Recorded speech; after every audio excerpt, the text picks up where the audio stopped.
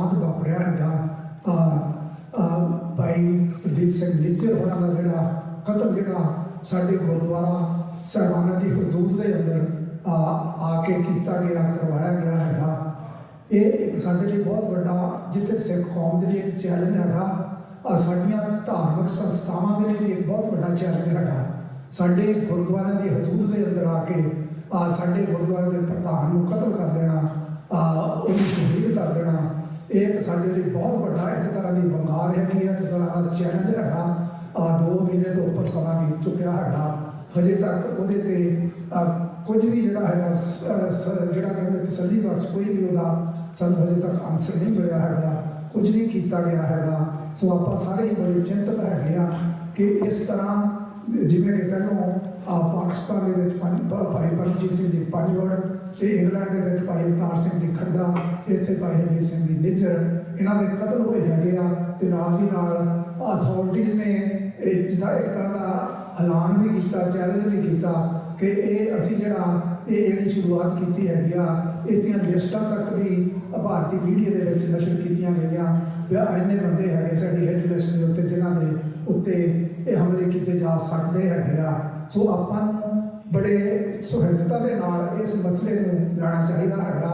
ਸਾਰੀ ਸਿੱਖ ਕੌਮ ਦੇ ਲਈ ਇੱਕ ਸਾਡੇ ਲਈ ਬਹੁਤ ਵੱਡਾ ਚੈਲੰਜ ਹੈਗਾ। ਸੋ ਇਸੇ ਦੇ ਸੰਬੰਧ ਦੇ ਵਿੱਚ ਆਪਾਂ ਅੱਜ ਜਿਹੜੀ ਹੈਗੀ ਆ, ਜਿਹੜੀ ਗੱਲਬਾਤ ਆਪਾਂ ਕਰਨੀ ਹੈਗੀ ਆ, ਸੋ ਉਹਦੇ ਮੁੱਖ ਬੁਲਾਰੇ ਜਿਹੜੇ ਹੈਗੇ ਆ ਭਾਈ ਜਸਕਰਨ ਸਿੰਘ ਜੀ ਸੰਧੂ, ਪ੍ਰਭਜੋਤ ਸਿੰਘ ਜਿਹੜੇ ਪੰਥ ਪੰਜਾਬ ਪ੍ਰੋਜੈਕਟ ਦੇ ਉੱਤੇ ਜਿਹੜੇ ਕੰਮ ਕਰਦੇ ਹੈਗੇ ਆ, ਭਾਈ ਜਸਕਰਨ ਸਿੰਘ ਹੋਣੀ ਹੈਗੀ ਆ ਬਾਜ਼ ਨਿਊਜ਼ ਵੱਲੋਂ, ਭਾਈ ਬਲਪ੍ਰੀਤ ਸਿੰਘ ਜੀ ਵਰਲਡ ਸਿੱਖ ਆਰਗੇਨਾਈਜੇਸ਼ਨ, ਇਹ ਸਾਡੇ ਮੁੱਖ ਬੁਲਾਰੇ ਹੈਗੇ ਆ। ਇਹਨਾਂ ਨੇ ਸਿਰਫ ਇਸੇ ਵਿਸ਼ੇ ਦੇ ਉੱਤੇ ਆਪ ਦੇ ਨਾਲ ਜਿਹੜੀ ਸਾਂਝ ਪਾਉਣੀ ਹੈਗੀ ਆ ਕਿ ਫੋਰਨ ਇੰਟਰਫੇਸ ਜਿਹੜੀ ਹੋ ਰਹੀ ਹੈਗੀ ਆ, ਕਿੰਨੀ ਹੋ ਰਹੀ ਹੈ, ਕਦੋਂ ਕਿੱਥੋਂ ਤੱਕ ਹੋ ਰਹੀ ਹੈਗੀ ਆ, ਅਤੇ ਇਹਨੂੰ ਆਪਾਂ ਇਹਦੀ ਰੋਕਥਾਮ ਦੇ ਲਈ ਆਪਾਂ ਕੀ ਕਰਨਾ, ਆਪਣਾ ਮੈਸੇਜ ਇੱਥੋਂ ਦੀ ਸਰਕਾਰ ਤੱਕ ਪਹੁੰਚਾਉਣਾ, ਅਥਾਰਟੀਜ਼ ਜਿਹੜੇ ਵੀ ਰਿਲੇਟਡ ਜਿਹੜੇ ਹੈਗੇ ਆ ਸੰਬੰਧਿਤ ਅਦਾਰੇ ਹੈਗੇ ਆ, ਉਹਨਾਂ ਤੱਕ ਆਪਣਾ ਮੈਸੇਜ ਪਹੁੰਚਾਉਣਾ ਹੈਗਾ ਵੀ ਉਹ ਇਹਦੇ ਉੱਤੇ ਉਹਨਾਂ ਨੇ ਅਜੇ ਤੱਕ ਕਿਉਂ ਨਹੀਂ ਕੁਝ ਕੀਤਾ, ਅਤੇ ਉਹਨਾਂ ਨੂੰ ਕਰਨ ਦੇ ਲਈ ਆਪਾਂ ਜਿਹੜਾ ਸੁਨੇਹਾ ਜਿਹੜਾ ਉਹ ਅੱਜ ਛੱਡਣਾ ਹੈਗਾ। ਇਹਨਾਂ ਬੁਲਾਰਿਆਂ ਦਾ ਵੀ ਅਸੀਂ ਤਹਿ ਦਿਲੋਂ ਧੰਨਵਾਦ ਕਰਦੇ ਹੈਗੇ ਆ, ਜਿਹੜੇ ਬੜੇ ਹੀ ਦਿਲ ਧੜਕ ਹੋ ਕੇ ਜਿਹੜੇ ਆ ਹਰ ਮਸਲੇ ਦੇ ਉੱਤੇ, ਸਿੱਖਾਂ ਦੇ ਮਸਲੇ ਦੇ ਉੱਤੇ ਬੜੀ ਖੁੱਲ੍ਹ ਕੇ ਗੱਲ ਕਰਦੇ ਹੈਗੇ ਆ। ਸੋ ਇਹਨਾਂ ਦਾ ਵੀ ਬਹੁਤ ਬਹੁਤ ਧੰਨਵਾਦ। ਮੈਂ ਜ਼ਿਆਦਾ ਨਾ ਬੋਲਦਿਆਂ ਹੋਇਆ ਅਗਲੀ ਕਾਰਵਾਈ ਜਿਹੜੀ ਹੈਗੀ ਉਹ ਸਟੇਜ ਦੀ ਉਹ ਆਪਣੇ ਇਹਨਾਂ ਦੇ ਸਪੁਰਦ ਕਰਦਾ। ਸੋ ਅਖੀਰ ਦੇ ਵਿੱਚ ਫਿਰ ਅਸੀਂ ਦੋਨਾਂ ਹੀ ਸੰਸਥਾਵਾਂ ਵੱਲੋਂ ਟਾਹਲੀ ਗੁਰਦੁਆਰਾ ਕਮੇਟੀ ਦੇ BC6 ਗੁਰਦੁਆਰਾ ਕੌਂਸਲ ਵੱਲੋਂ ਆਪ ਜੀ ਦਾ ਬਹੁਤ ਬਹੁਤ ਧੰਨਵਾਦ, ਬੁਲਾਰਿਆਂ ਦਾ ਬਹੁਤ ਧੰਨਵਾਦ। ਵਾਹਿਗੁਰੂ ਜੀ ਕਾ ਖਾਲਸਾ, ਵਾਹਿਗੁਰੂ ਜੀ ਕੀ ਫਤਿਹ।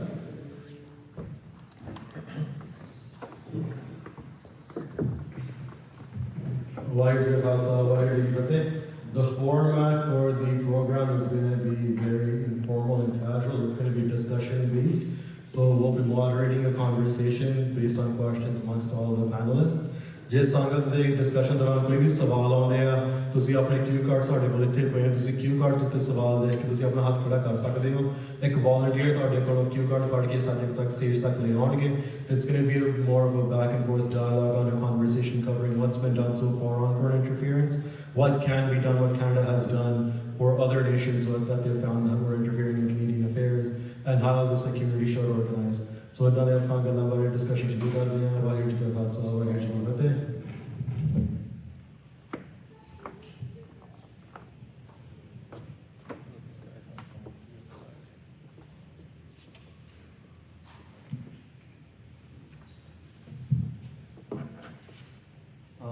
I think we can start off with Prabjot Singh, ਜੇ ਤੁਸੀਂ ਥੋੜਾ ਜਿਹਾ premise, urgency of the event, ਥੋੜਾ background ਤੇ ਜੇ ਤੁਸੀਂ ਉਹਦੇ ਬਾਰੇ ਥੋੜਾ ਦੱਸ ਸਕਦੇ ਹੋ ਸਾਰਿਆਂ ਨੂੰ। I think ਸ਼ੁਰੂ ਤੋਂ ਜਿਹੜਾ ਮਾਨ ਸਾਹਿਬ ਹੋਰਾਂ ਨੇ ਗੱਲਬਾਤ ਕੀਤੀ ਸੀਗੀ ਵੀ ਜਿਹੜਾ ਇਹਦਾ premise ਦੀ ਜਿਹੜੀ urgency ਇਹੋ ਜਿਹੇ ਪ੍ਰੋਗਰਾਮ ਕਰਨ ਦੀ ਲੋੜ ਸੀਗੀ, ਇਹ ਜਿਹੜਾ ਆਪਣਾ ਵਿਦੇਸ਼ੀ ਦਖਲਅੰਦਾਜ਼ੀ ਜਿਹੜੀ foreign interference ਨਿਰੰਤਰ ਜਾਰੀ ਹੈਗੀ ਪਿਛਲੇ ਕਈ ਦਹਾਕਿਆਂ ਤੋਂ, ਉਹਦੇ ਬਾਰੇ ਜਿਹੜਾ ਆਪਾਂ ਦੇਖਦੇ ਆ ਰਹੇ ਹਾਂ ਵੀ ਇਹਦੇ ਬਾਰੇ ਕੈਨੇਡੀਅਨ ਸਰਕਾਰ ਨੇ ਜਾਂ ਹੋਰ ਕਿਸੇ ਨੇ ਕੋਈ ਕਾਰਵਾਈ ਜਿਹੜੀ ਬਣਦੀ ਸੀਗੀ ਨਹੀਂ, ਉਹ ਜਿਹੜੀ ਉਹਨਾਂ ਦੀ ਜ਼ਿੰਮੇਵਾਰੀ ਬਣਦੀ ਸੀ ਉਹਨਾਂ ਨੇ ਨਿਭਾਈ ਨਹੀਂ ਹੈਗੀ। And so how do we actually push forward this conversation about, for our side, from the community side, how do we understand what foreign interference is, how it's actually operating within the Canadian context and what we can actually do about it. And I think the assassination of Bhai Hardeep Singh in June this year, I think in a lot of ways, ਸਿਖਰਲੀ ਵਾਰਦਾਤ ਇਹੀ ਸੀਗੀ ਵੀ ਆਹੀ ਕੁਛ ਰਹਿੰਦਾ ਸੀਗਾ ਵੀ ਜਿਹੜਾ ਹੁਣ ਸ਼ਰੇਆਮ ਦਿਨ ਦਿਹਾੜੇ ਆਪਣੇ ਨੌਜਵਾਨਾਂ ਨੂੰ ਆਪਣੇ ਆਗੂਆਂ ਨੂੰ ਕਤਲ ਕਰ ਰਹੇ ਆ ਕੈਨੇਡਾ ਦੇ ਵਿੱਚ. The only reason something like that is possible is because of the impunity that the government here has given by not taking any action for the last several decades. And we'll just start off with the question for everybody. We can start off with Balbir Singh. Indian foreign interference within Canada, individuals that have been involved in Panth circles, especially ਜਿਹੜੇ ਆਪਣੇ ਵੱਡੇ ਆ ਜਿਨ੍ਹਾਂ ਨੇ 80s ਤੋਂ ਲੈ ਕੇ 80s ਤੋਂ ਲੈ ਕੇ ਹੁਣ ਤੱਕ ਜਿਹੜੇ involved ਰਹੇ, and we've seen interference at many different levels, from as low as to Gurdwara committees to anything larger, organization around like the terror report and stuff like that a few years ago. There's been a lot of pressure on Canada in many different ways. What's the difference that you see between the 80s and now, and how the interference is transformed? Waheguru ji ਕਾ ਖਾਲਸਾ ਵਾਹਿਗੁਰੂ ਜੀ ਕੀ ਫਤਿਹ. ਸੋ ਇਹ ਸਵਾਲ ਬੜਾ ਅਹਿਮ ਹੈ. ਆਪਾਂ ਇੱਥੇ Indian government ਦਾ role ਤਾਂ ਆਪਾਂ ਡਿਸਕਸ ਕਰਨਾ ਹੀ ਕਰਨਾ ਹੈ, ਪਰ ਇਹ 'ਚ ਦੋ ਰਾਵਾਂ ਨਹੀਂ ਹੈਗੀਆਂ ਕਿ ਇੰਡੀਅਨ ਗਵਰਨਮੈਂਟ ਇੱਥੇ ਆਪਰੇਟ ਤਦ ਹੀ ਕਰਦੀ ਹੈ ਜੇ ਕੈਨੇਡੀਅਨ ਗਵਰਨਮੈਂਟ ਆਪਣੀ ਅੱਖਾਂ ਬੰਦ ਕਰਕੇ ਉਹਨੂੰ ਆਪਰੇਟ ਕਰਨ ਦਿੰਦੀ ਹੈ. ਤੇ ਜਿਹੜੀਆਂ ਕਾਰਵਾਈਆਂ ਨੇ ਆਪਾਂ ਦੇਖ ਰਹੇ ਹਾਂ ਇਹ ਐਸਕਲੇਟ ਹੋ ਰਹੀਆਂ ਨੇ. ਕਿ ਸਰਕਾਰ ਨੂੰ ਪਤਾ ਨਹੀਂ ਹੈਗਾ ਕਿ ਕਾਰਵਾਈਆਂ ਐਸਕਲੇਟ ਹੋ ਰਹੀਆਂ ਨੇ? ਨਹੀਂ, ਬਿਲਕੁਲ ਪਤਾ ਹੈ. ਇਨਫੈਕਟ ਕੈਨੇਡੀਅਨ ਗਵਰਨਮੈਂਟ ਇਹ ਸਭ ਕੁਛ 80s ਤੋਂ ਜਾਣਦੀ ਹੈ. ਸੋ ਜਿਹੜਾ ਪੈਟਰਨ ਆਪਾਂ ਅੱਜ ਦੇਖ ਰਹੇ ਹਾਂ ਨਾ, ਇੰਡੀਅਨ ਗਵਰਨਮੈਂਟ ਆਪਾਂ ਕਈ ਵਾਰ ਉਹਨਾਂ ਨੂੰ ਜ਼ਿਆਦਾ ਕ੍ਰੈਡਿਟ ਦੇ ਦਿੰਦੇ ਹਾਂ ਕਿ ਬਹੁਤ ਜ਼ਿਆਦਾ ਜੀਨੀਅਸ ਲੋਕ ਬੈਠੇ ਉੱਥੇ. ਜੀਨੀਅਸ ਲੋਕ ਨਹੀਂ ਹੈਗੇ ਉਹ, ਸਗੋਂ ਕਈ ਵਾਰ ਮੈਨੂੰ ਲੱਗਦਾ ਇਗਨੋਰੈਂਟ ਨੇ ਕਈ ਚੀਜ਼ਾਂ ਤੋਂ. ਉਹ ਸਿੱਖ ਸਾਈਕੀ ਨੂੰ ਸਮਝ ਨਹੀਂ ਸਕਦੇ ਕਈ ਲੈਵਲਸ ਦੇ ਉੱਤੇ, ਪਰ ਉਹਨਾਂ ਦਾ ਕੰਮ ਕਰਨ ਦਾ ਜਿਹੜਾ ਪੈਟਰਨ ਹੈ ਨਾ ਉਹ ਤਕਰੀਬਨ 80s ਵਾਲਾ ਹੀ ਚੱਲਦਾ ਹੈ. ਸੋ ਮੈਂ ਇਹੀ ਸੋਚਦਾ ਸੀ ਕਿ ਬਾਪੀ ਸਿੰਘ ਬੋਲੂਗਾ ਤਾਂ ਇਹਦਾ ਕੋਈ ਮਤਲਬ ਅਸਰ ਰਸੂਖ ਸ਼ਾਇਦ ਨਾ ਰੱਖੇ. ਇੱਕ ਕਿਤਾਬ ਹੈ ਨੈਸਟ ਆਫ ਸਪਾਈਜ਼, ਠੀਕ ਹੈ ਜੀ, ਤਕਰੀਬਨ 10-12 ਸਾਲ ਇਹ ਪਬਲਿਸ਼ ਹੋਈ ਹੈ.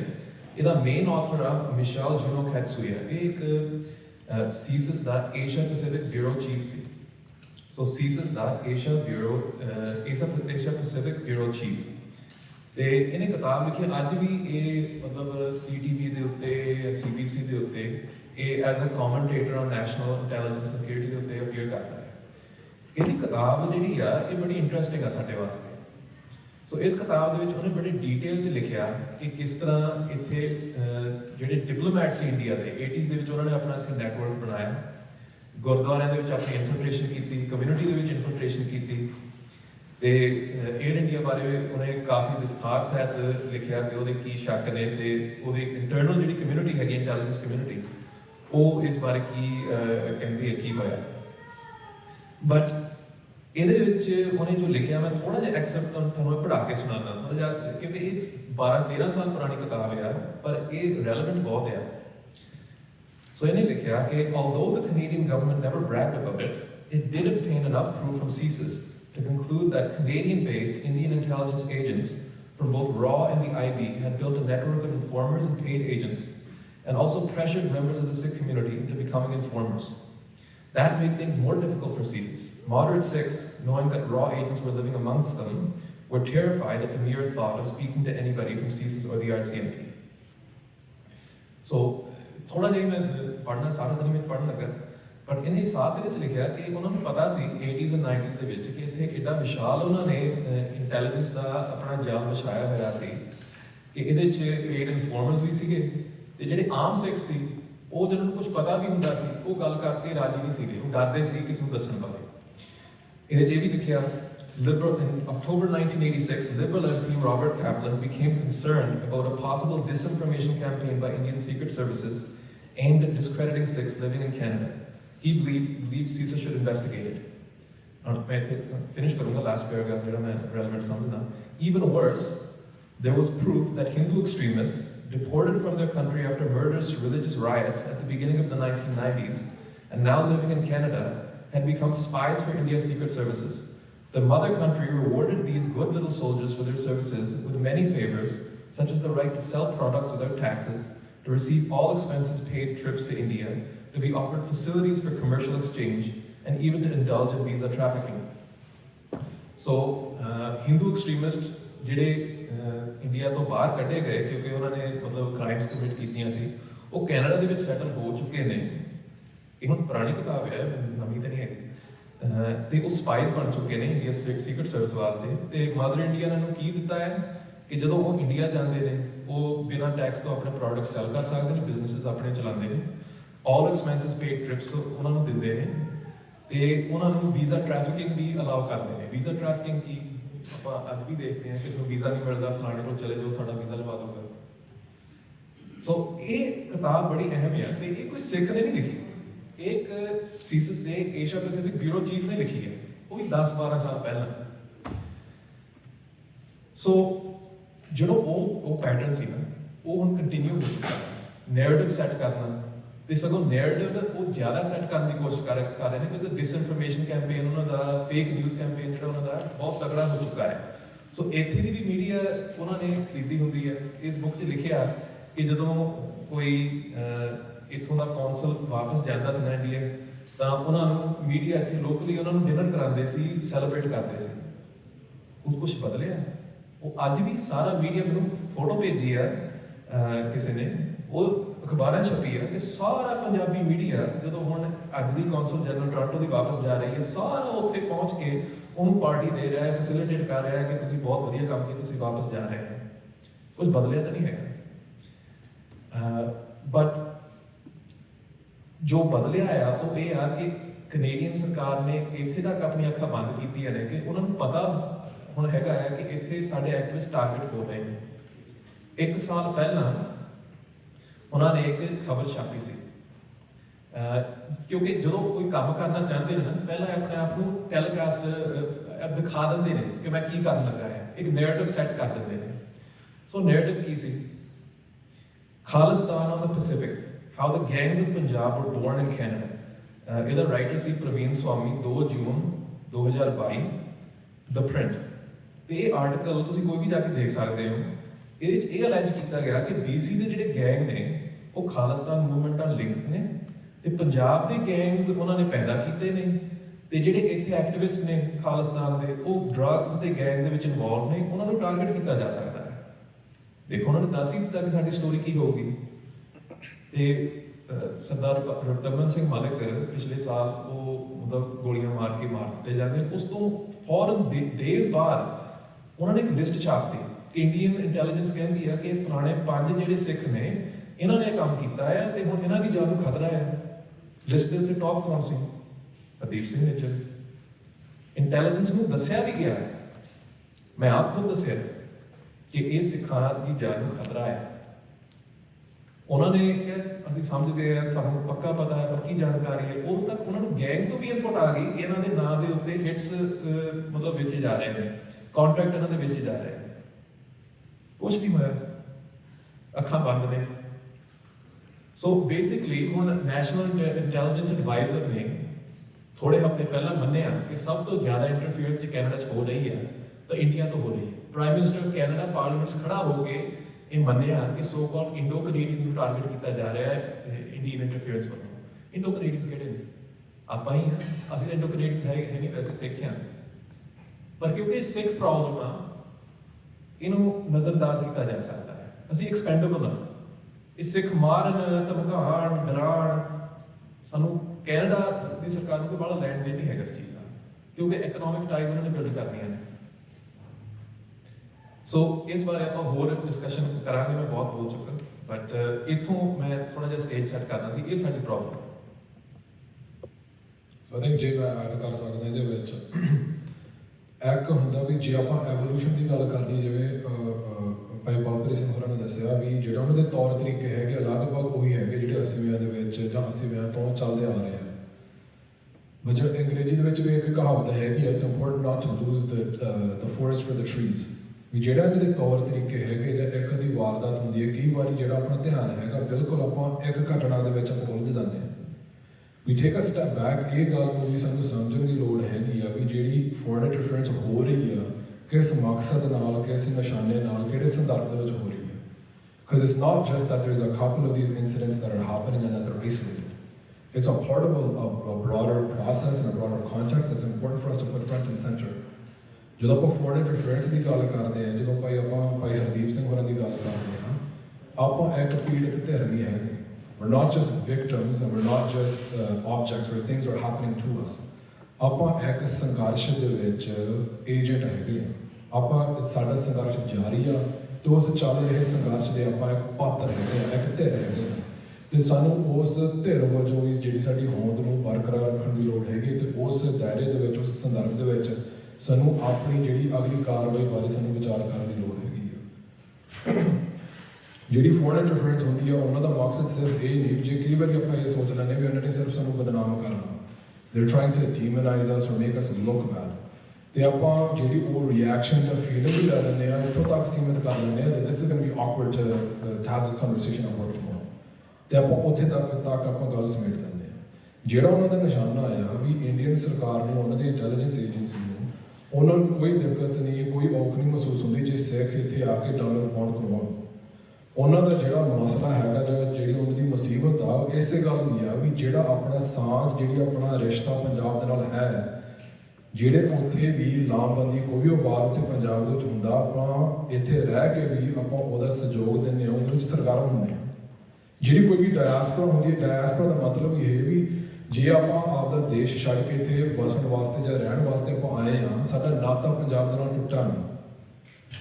ਇਹ ਜਿੰਨੀਆਂ ਵੀ ਸੰਘਰਸ਼ਾਂ, ਜਿੰਨੀਆਂ ਵੀ ਲਹਿਰਾਂ ਪੰਜਾਬ ਵਿੱਚ ਚੱਲੀਆਂ, ਬਾਹਰਲੇ ਸਿੱਖਾਂ ਨੇ ਉਹਦਾ ਸਹਿਯੋਗ ਦਿੱਤਾ, ਸਰਕਾਰ ਹਿੱਸਾ ਰਹੇ ਆ, ਅੱਜ ਵੀ ਹੈਗੇ ਤੇ ਗਾਂਹ ਨੂੰ ਵੀ ਰਹਿਣਗੇ। ਉਹਨਾਂ ਨੂੰ ਮੁਸੀਬਤ ਇਸ ਗੱਲ ਦੀ ਹੈਗੀ ਆ ਵੀ ਇਹ ਜਿਹੜੇ ਸਾਡੇ were a thorn in their side, that's what they're trying to sidestep and get rid of. So when we're talking about foreign interference, I think it's important for us to put the sangarsh, ਜਿਹੜੇ ਆਪਣੇ ਖਾਲਿਸਤਾਨ ਲਈ ਚੱਲ ਰਿਹਾ ਸੰਘਰਸ਼ ਹੈਗਾ, ਉਹਨੂੰ ਮੁੱਖ ਰੱਖ ਕੇ ਸਾਨੂੰ ਗੱਲ ਕਰਨ ਦੀ ਲੋੜ ਹੈਗੀ ਆ।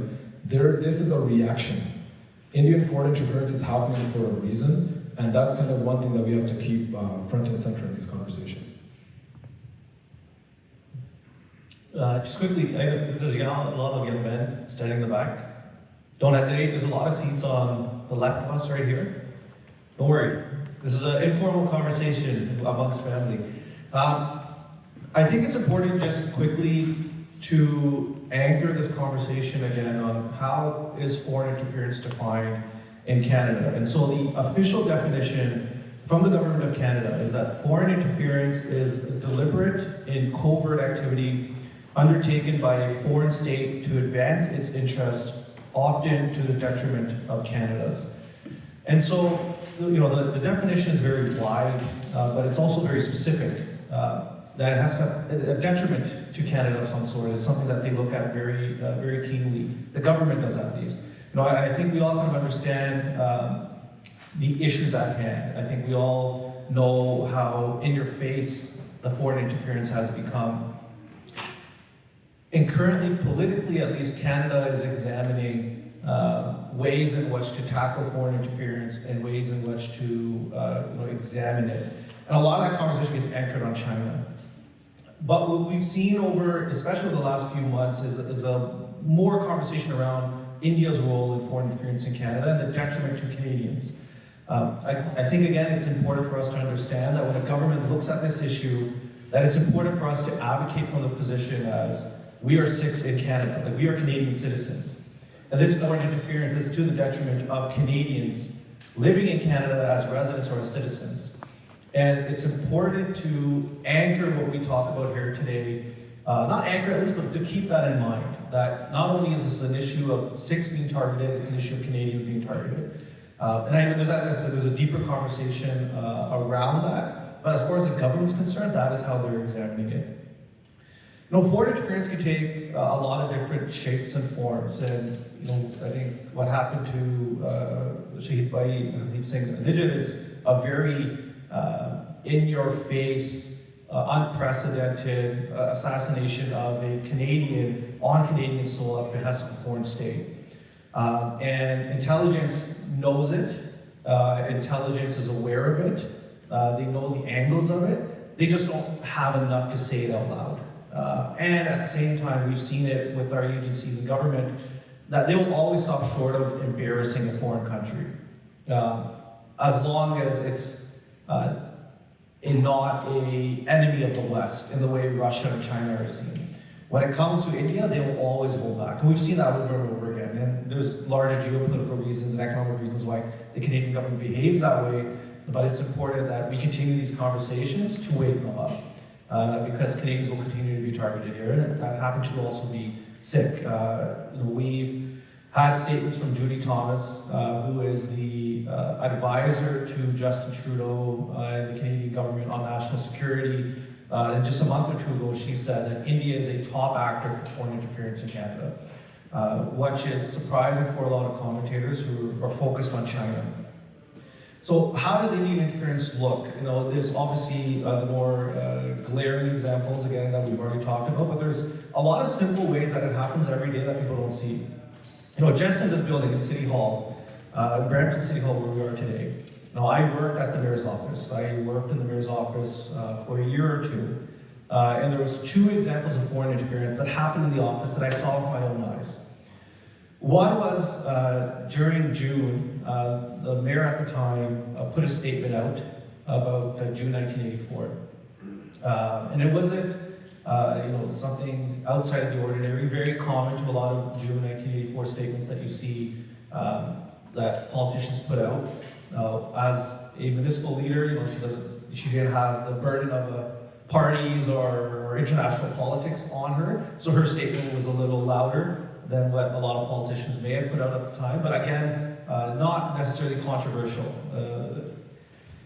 That statement that she put out on Facebook, funny enough, about a week or so later, we had the Consul General of India and folks from their office come to the mayor's office with that statement printed out solely to air their grievance on why we were recognizing June 1984.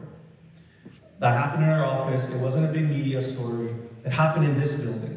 And I saw it with my own eyes. I have a printout that they gave to the mayor. The mayor came to my office afterwards and gave it to me and said, "You should probably frame this." And I have that printout still. I kept it as a reminder that even little things of recognizing the genocide that happened to us, the Consul General, the Indian mission here in Canada will air grievance, and not only air grievance, but make sure they come and literally ask for it to be deleted, or that for next year don't do it. And so, how are we supposed to take that as Sikhs? Balpreet Singh mentioned this, that when we talk about Indian interference in Indo-Canadian communities, it's entirely almost against the Sikh community, almost entirely. Dalit communities are facing it now a bit more as they challenge caste oppression, and so they've been getting a lot more, you've seen a lot more state actors, pro-state actors interfering in Dalit advocacy. Obviously the Muslim community gets a bit of it as well, especially in the Kashmir issue. But the bulk, 99% of the foreign interference we're seeing from India is targeted against the Sikh community, and simple things like the June 1984 statements. Another example, again, in City Hall that I saw with my own eyes, was at Brampton holds what's called Carabram. It's a festival where they bring all various cultures together. And folks from the Pakistan-Punjab community, and lack of better words, the Indian Punjab community came together and said, we want to hold a Punjab pavilion.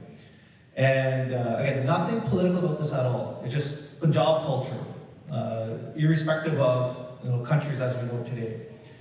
The Indian government went to Carabram and said, you can't allow the Punjab pavilion to happen this way. There can only be an Indian pavilion, there can't be a Punjab pavilion. And Carabram said, look, we celebrate heritage, not countries.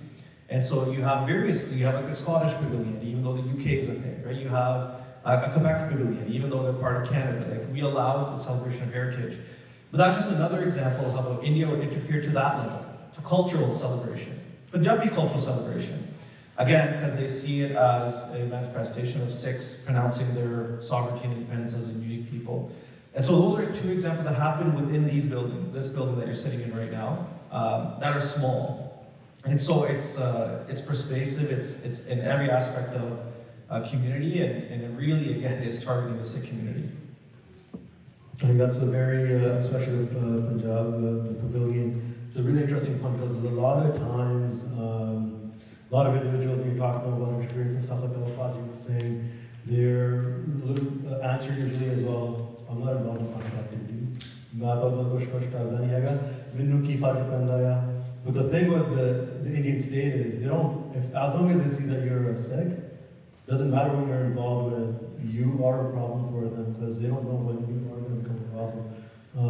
Like on that point, the folks that organize the Punjab Rebellion are not like Sikh activists. They're not the people that you would necessarily say, well, these guys are Khalistanis or these guys are very strong on Sikh sovereignty issues. Like, they're the opposite of that. Yeah. And even they weren't allowed to put on a cultural rebellion that was celebrating Punjab. And it was surprising to those folks themselves were saying, like, we're getting called so-and-so, even though we don't align necessarily politically or philosophically on what we're being accused of. And it was funny to me because like that's such a such a really great example of how stupid it is. The farmers' protest, and Balpert Singh can speak much more on this, but the farmers' protest, the Indian consulate was interfering with the public district school board. That you can't be talking about the farmers' protest, even though it's a major global affair that is a topic of like global affair type courses inside schools, where they look at international affairs all the time. And so that's how deep it is. That it's not just necessarily for those that are advocating Sikh causes, right, loudly. It's also targeting folks that are advocating on Punjab-based issues as well. Or even cultural, Punjabi cultural, not necessarily Sikh issues. So as long as it touches our community in any shape or form, or can be seen as a proxy of any shape or form in the eyes of the government, they're going to try to stamp it down. And we've seen that over and over again. Just one more question for you, Discard, before we move on to Balpert Singh. You've done a lot of work on different campaigns like Ask Canadian Sikhs. You've also founded Baaz News. You've talked about interference in political circles and things like that. How has this interference manifested in sort of like the media spaces and the broader public spaces as a result of the media narratives that are being put out against Sikhs? So there's two medias. Again, Balpert Singh mentioned this about the Punjabi-speaking media, where it's very clear in some instances that they're speaking on behalf of the Indian government, or they're speaking very friendly to the Indian government.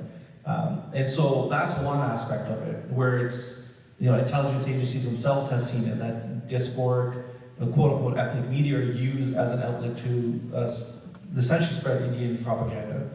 And we have seen it in recent reports and conversations from security intelligence that media is used as a tool to interfere in diasporic communities. And India's not the only one that does that. China does it, Iran does it. It's common amongst other countries, the diasporic countries, that communities that have robust ethnic media. So that's one angle. On mainstream media, what you see is India using disinfo to sway the reporting of our communities. Again, the Sikh community and the Punjabi community in particular, through disinfo that is generated out of India. And so, one great example is ANI. So ANI would be the equivalent of, let's say, almost like the Canadian press. So for those that know a little bit of media, how media works, you have agencies like Canadian Press that write stories, and then everyone picks up. Right, so Toronto Star will pick up the Canadian Press, National Post will pick it up, Global Mail will pick it up, and they'll use Canadian Press, and either they'll just publish the story wholesale, or they'll add their own notes on top, and then they'll say, published with notes from Canadian Press. So in India, you have ANI. ANI is like a big media clearinghouse where they'll generate reports, news, video clips, and then essentially syndicate it to other media houses in India will pick up and write stories off of. Another example is like Reuters, is another more international, well-known Associated Press. So these are all kind of the same thing. So ANI in India has been found over and over again to be a voice of the Indian government, and is where they generate a lot of propaganda, including targeting the Sikh community. So when there's been different analysis of disinfo, ANI is actually one of the biggest sources of disinfo and misinformation. Again, this is objectively speaking. It's not just us speaking from the Sikh community. Like the EU, Disinfo Lab has particularly singled out ANI. Different folks that monitor disinformation have particularly singled out ANI. And so they'll generate these types of stories. And the hope is that when A&I generates something, and then let's say Watch is partly owned by Reuters, or as an investor, there's some relationship there. I don't remember on top of my head what it is, but there's a deeper relationship there. Let's say Hindustan Times writes a story, Times of India writes a story. In the eyes of Canadian press, or American press, or the UK press, is they see those as equivalents. Right? Those are mainstream national outlets in India. If they're publishing something, they must have done some journalistic process or integrity, and so they'll pick up stories and quotes, and then they'll publish it in Western press. We saw this happen to an extreme extent during Justin Trudeau's trip to India, the infamous Justin Trudeau trip to India, which was a complete disaster. And in February alone, or February or March of that one, I kind of, my memory's getting a little hazy as I get older. It was March or February of that year, where Gurdwaras Singh did this exercise of collecting all these links of stories, anti-Sikh stories essentially, in Western press. And in February, March of that year alone, when Trudeau was in India, there was about 150 citations from print. So that didn't include like radio hits, it didn't include TV hits, and it was a fairly limited amount of research, but it spoke very loudly that within a month you had 150 negative stories about Sikhs in Western press, so I'm talking about the Toronto Stars of the world, and the CBCs, that were, when we did a deeper analysis, were a product of lifting stories wholesale from India Media House. And again, when they did that, they did it on the assumption that they followed certain journalistic integrity that is expected of major media houses here. And As Canadian Sikhs was a product of the World Sikh Organization, where we essentially called on the Sikh community to insert themselves in the conversation, but then we also made a point of reaching out to journalists that write on the Sikh community. We made a point of going to editorial boards that wrote about the Sikh community, to really express our displeasure that you've done an injustice, like a grave injustice. Here's all the disinfo that you've helped push. Here's all the misinformation you helped push. Here's how it maligned the community. And here's how it was a disservice to Canadians who are reading these stories and don't have a deeper understanding of the nuance. I can say that after that, yeah, there's incidents where you have bad reporting still, and it's a very particular journalist where you see it over and over again. But I would say, for the most part, since then, we have seen a huge improvement in Canadian media. Over the farmers' protest, they did a great job of covering the farmers' protests, and for the most part, and fairly covering it. When we talk about Bhai Hardeep Singh Nijjar's assassination, Canadian press did actually a pretty decent job of covering that story. Even obviously the referendum, that's the Six for Justice's referendum, which has generated obviously a lot of media attention. The media has done a pretty decent job of making sure they talk to all the sources, so those are all lessons learned from Canadian press, and realizing that foreign interference from India is also done through media disinformation generated out of India, in the hopes that in Canadian media picks it up and runs with it. CSIS is well aware of how media is used as a source of disinformation. When you see folks testifying at committee towards government on foreign interference, media is often used as an example of how disinformation is done. So I talked to Dan Stanton, who used to be a CSIS executive, and we did this, it was an interview on Baaz. And what Mr. Stanton explained to me was that CSIS kind of monitors it, but they can't do anything to stop it. They can't stop disinformation coming from India. They can't stop disinformation coming from, again, the ANI or Hindustan Times or Times of India or whatever it may be. But they can monitor how it impacts communities here, but they won't do much to stop it. So it's really on us as a community to call out disinformation when we see it. When there's fake news, call it out very cleanly and obviously, and make sure we're letting editorial boards know that.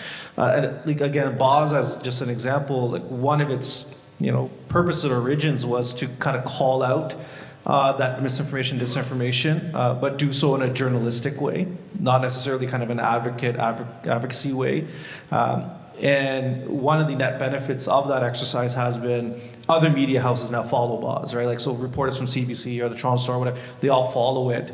And so there's a lot of fact checking that happens off the back of Baaz. They reach out, quite frankly, they reach out often to ask.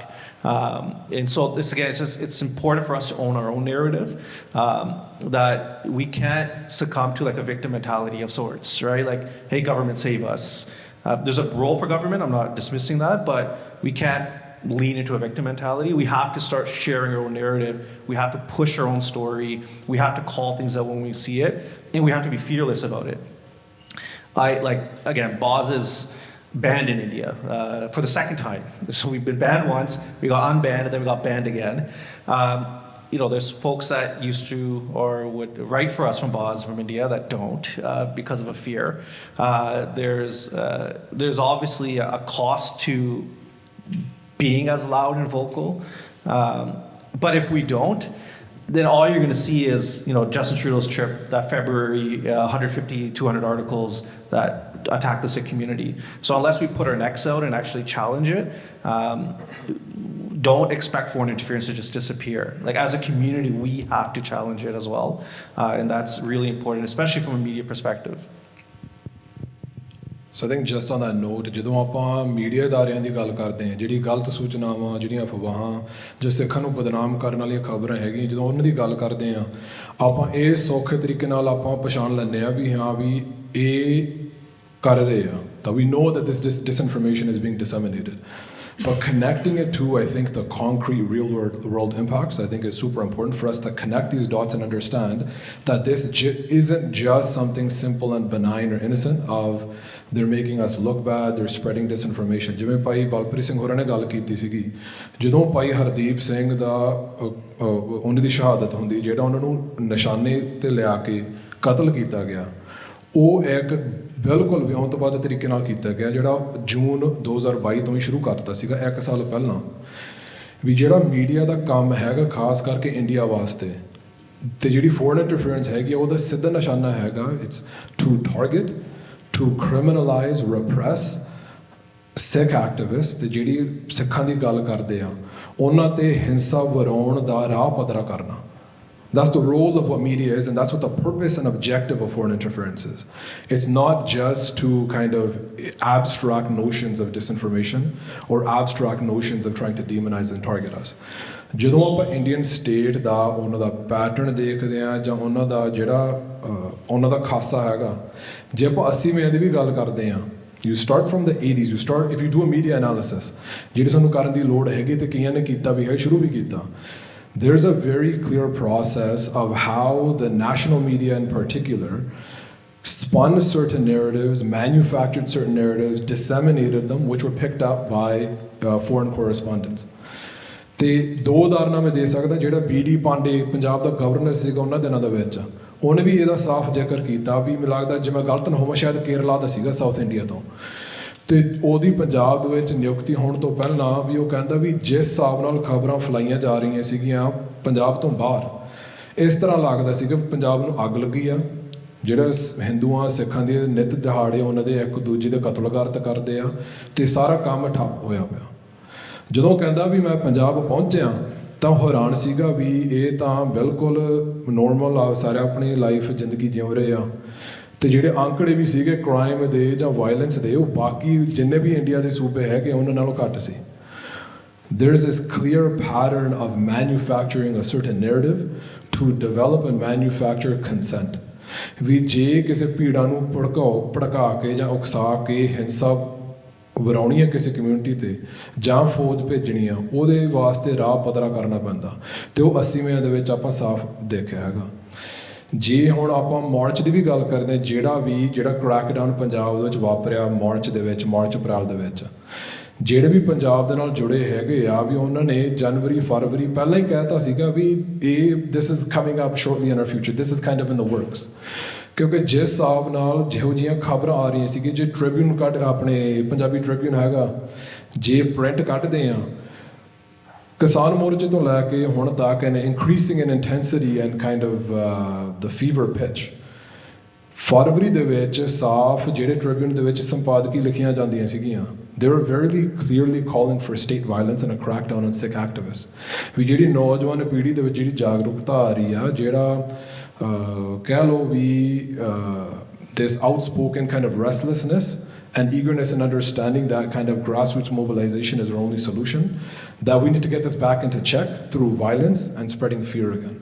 ਤੇ ਉਦੋਂ ਬਾਅਦ ਜਿਹੜਾ ਕੁਛ ਵਾਪਰਿਆ March ਦੇ ਵਿੱਚ, ਅਪ੍ਰੈਲ ਦੇ ਵਿੱਚ, that path was already paved। ਜੇ ਆਪਾਂ ਕੈਨੇਡਾ ਦੀ ਐਗਜ਼ਾਮਪਲ ਲੈ ਲੈਂਦੇ ਹਾਂ ਜਾਂ 2018 ਟਰੂਡੋ ਦਾ ਟ੍ਰਿਪ ਇੰਡੀਆ ਦਾ ਜੇ ਆਪਾਂ ਐਗਜ਼ਾਮਪਲ ਵਜੋਂ ਲੈ ਲੈਂਦੇ ਜਿਵੇਂ ਜਸਕਰਨ ਸਿੰਘ ਹੋਰਾਂ ਨੇ ਗੱਲ ਕੀਤੀ ਆ, ਇੱਕ ਕੈਨੇਡਾ ਦੀ ਇੱਕ ਬਾਡੀ ਹੈਗੀ ਹੈ national security and intelligence committee of parliamentarians. ਜਦੋਂ ਉਹਨਾਂ ਨੇ ਉਹ 2018 ਦੀ ਰਿਪੋਰਟ ਦਾ ਟ੍ਰਿਪ ਬਾਰੇ ਰਿਪੋਰਟ ਉਹਨਾਂ ਨੇ ਕੱਢੀ ਆ, ਉਹਨਾਂ ਨੇ ਸਾਫ਼ ਇਹ ਗੱਲ ਕਹੀ, ਜਿਹੜੇ ਨੈਸ਼ਨਲ ਸਿਕਿਉਰਿਟੀ ਇੰਟੈਲੀਜੈਂਸ ਐਡਵਾਈਜ਼ਰ ਸੀਗਾ ਕੈਨੇਡਾ ਉਸ ਵੇਲੇ ਦਾ, ਉਹਨੇ ਸਾਫ਼ ਸਪਸ਼ਟ ਸ਼ਬਦਾਂ ਦੇ ਵਿੱਚ ਕਿਹਾ ਵੀ ਜੋ ਕੁਛ ਮੀਡੀਆ ਦੇ ਵਿੱਚ ਫੈਲਾਇਆ ਗਿਆ 18 ਦੇ ਵਿੱਚ, ਉਹ ਇੱਕ ਵਿਉਂਤਬੱਧ ਤਰੀਕੇ ਨਾਲ ਇੰਡੀਅਨ ਖੁਫੀਆ ਏਜੰਸੀਆਂ ਵੱਲੋਂ ਇੱਕ ਮਿਥੇ ਆਪਣੇ ਪ੍ਰੋਗਰਾਮ ਤਹਿਤ ਇਹ ਸਾਰਾ ਕੁਛ ਕੀਤਾ ਗਿਆ।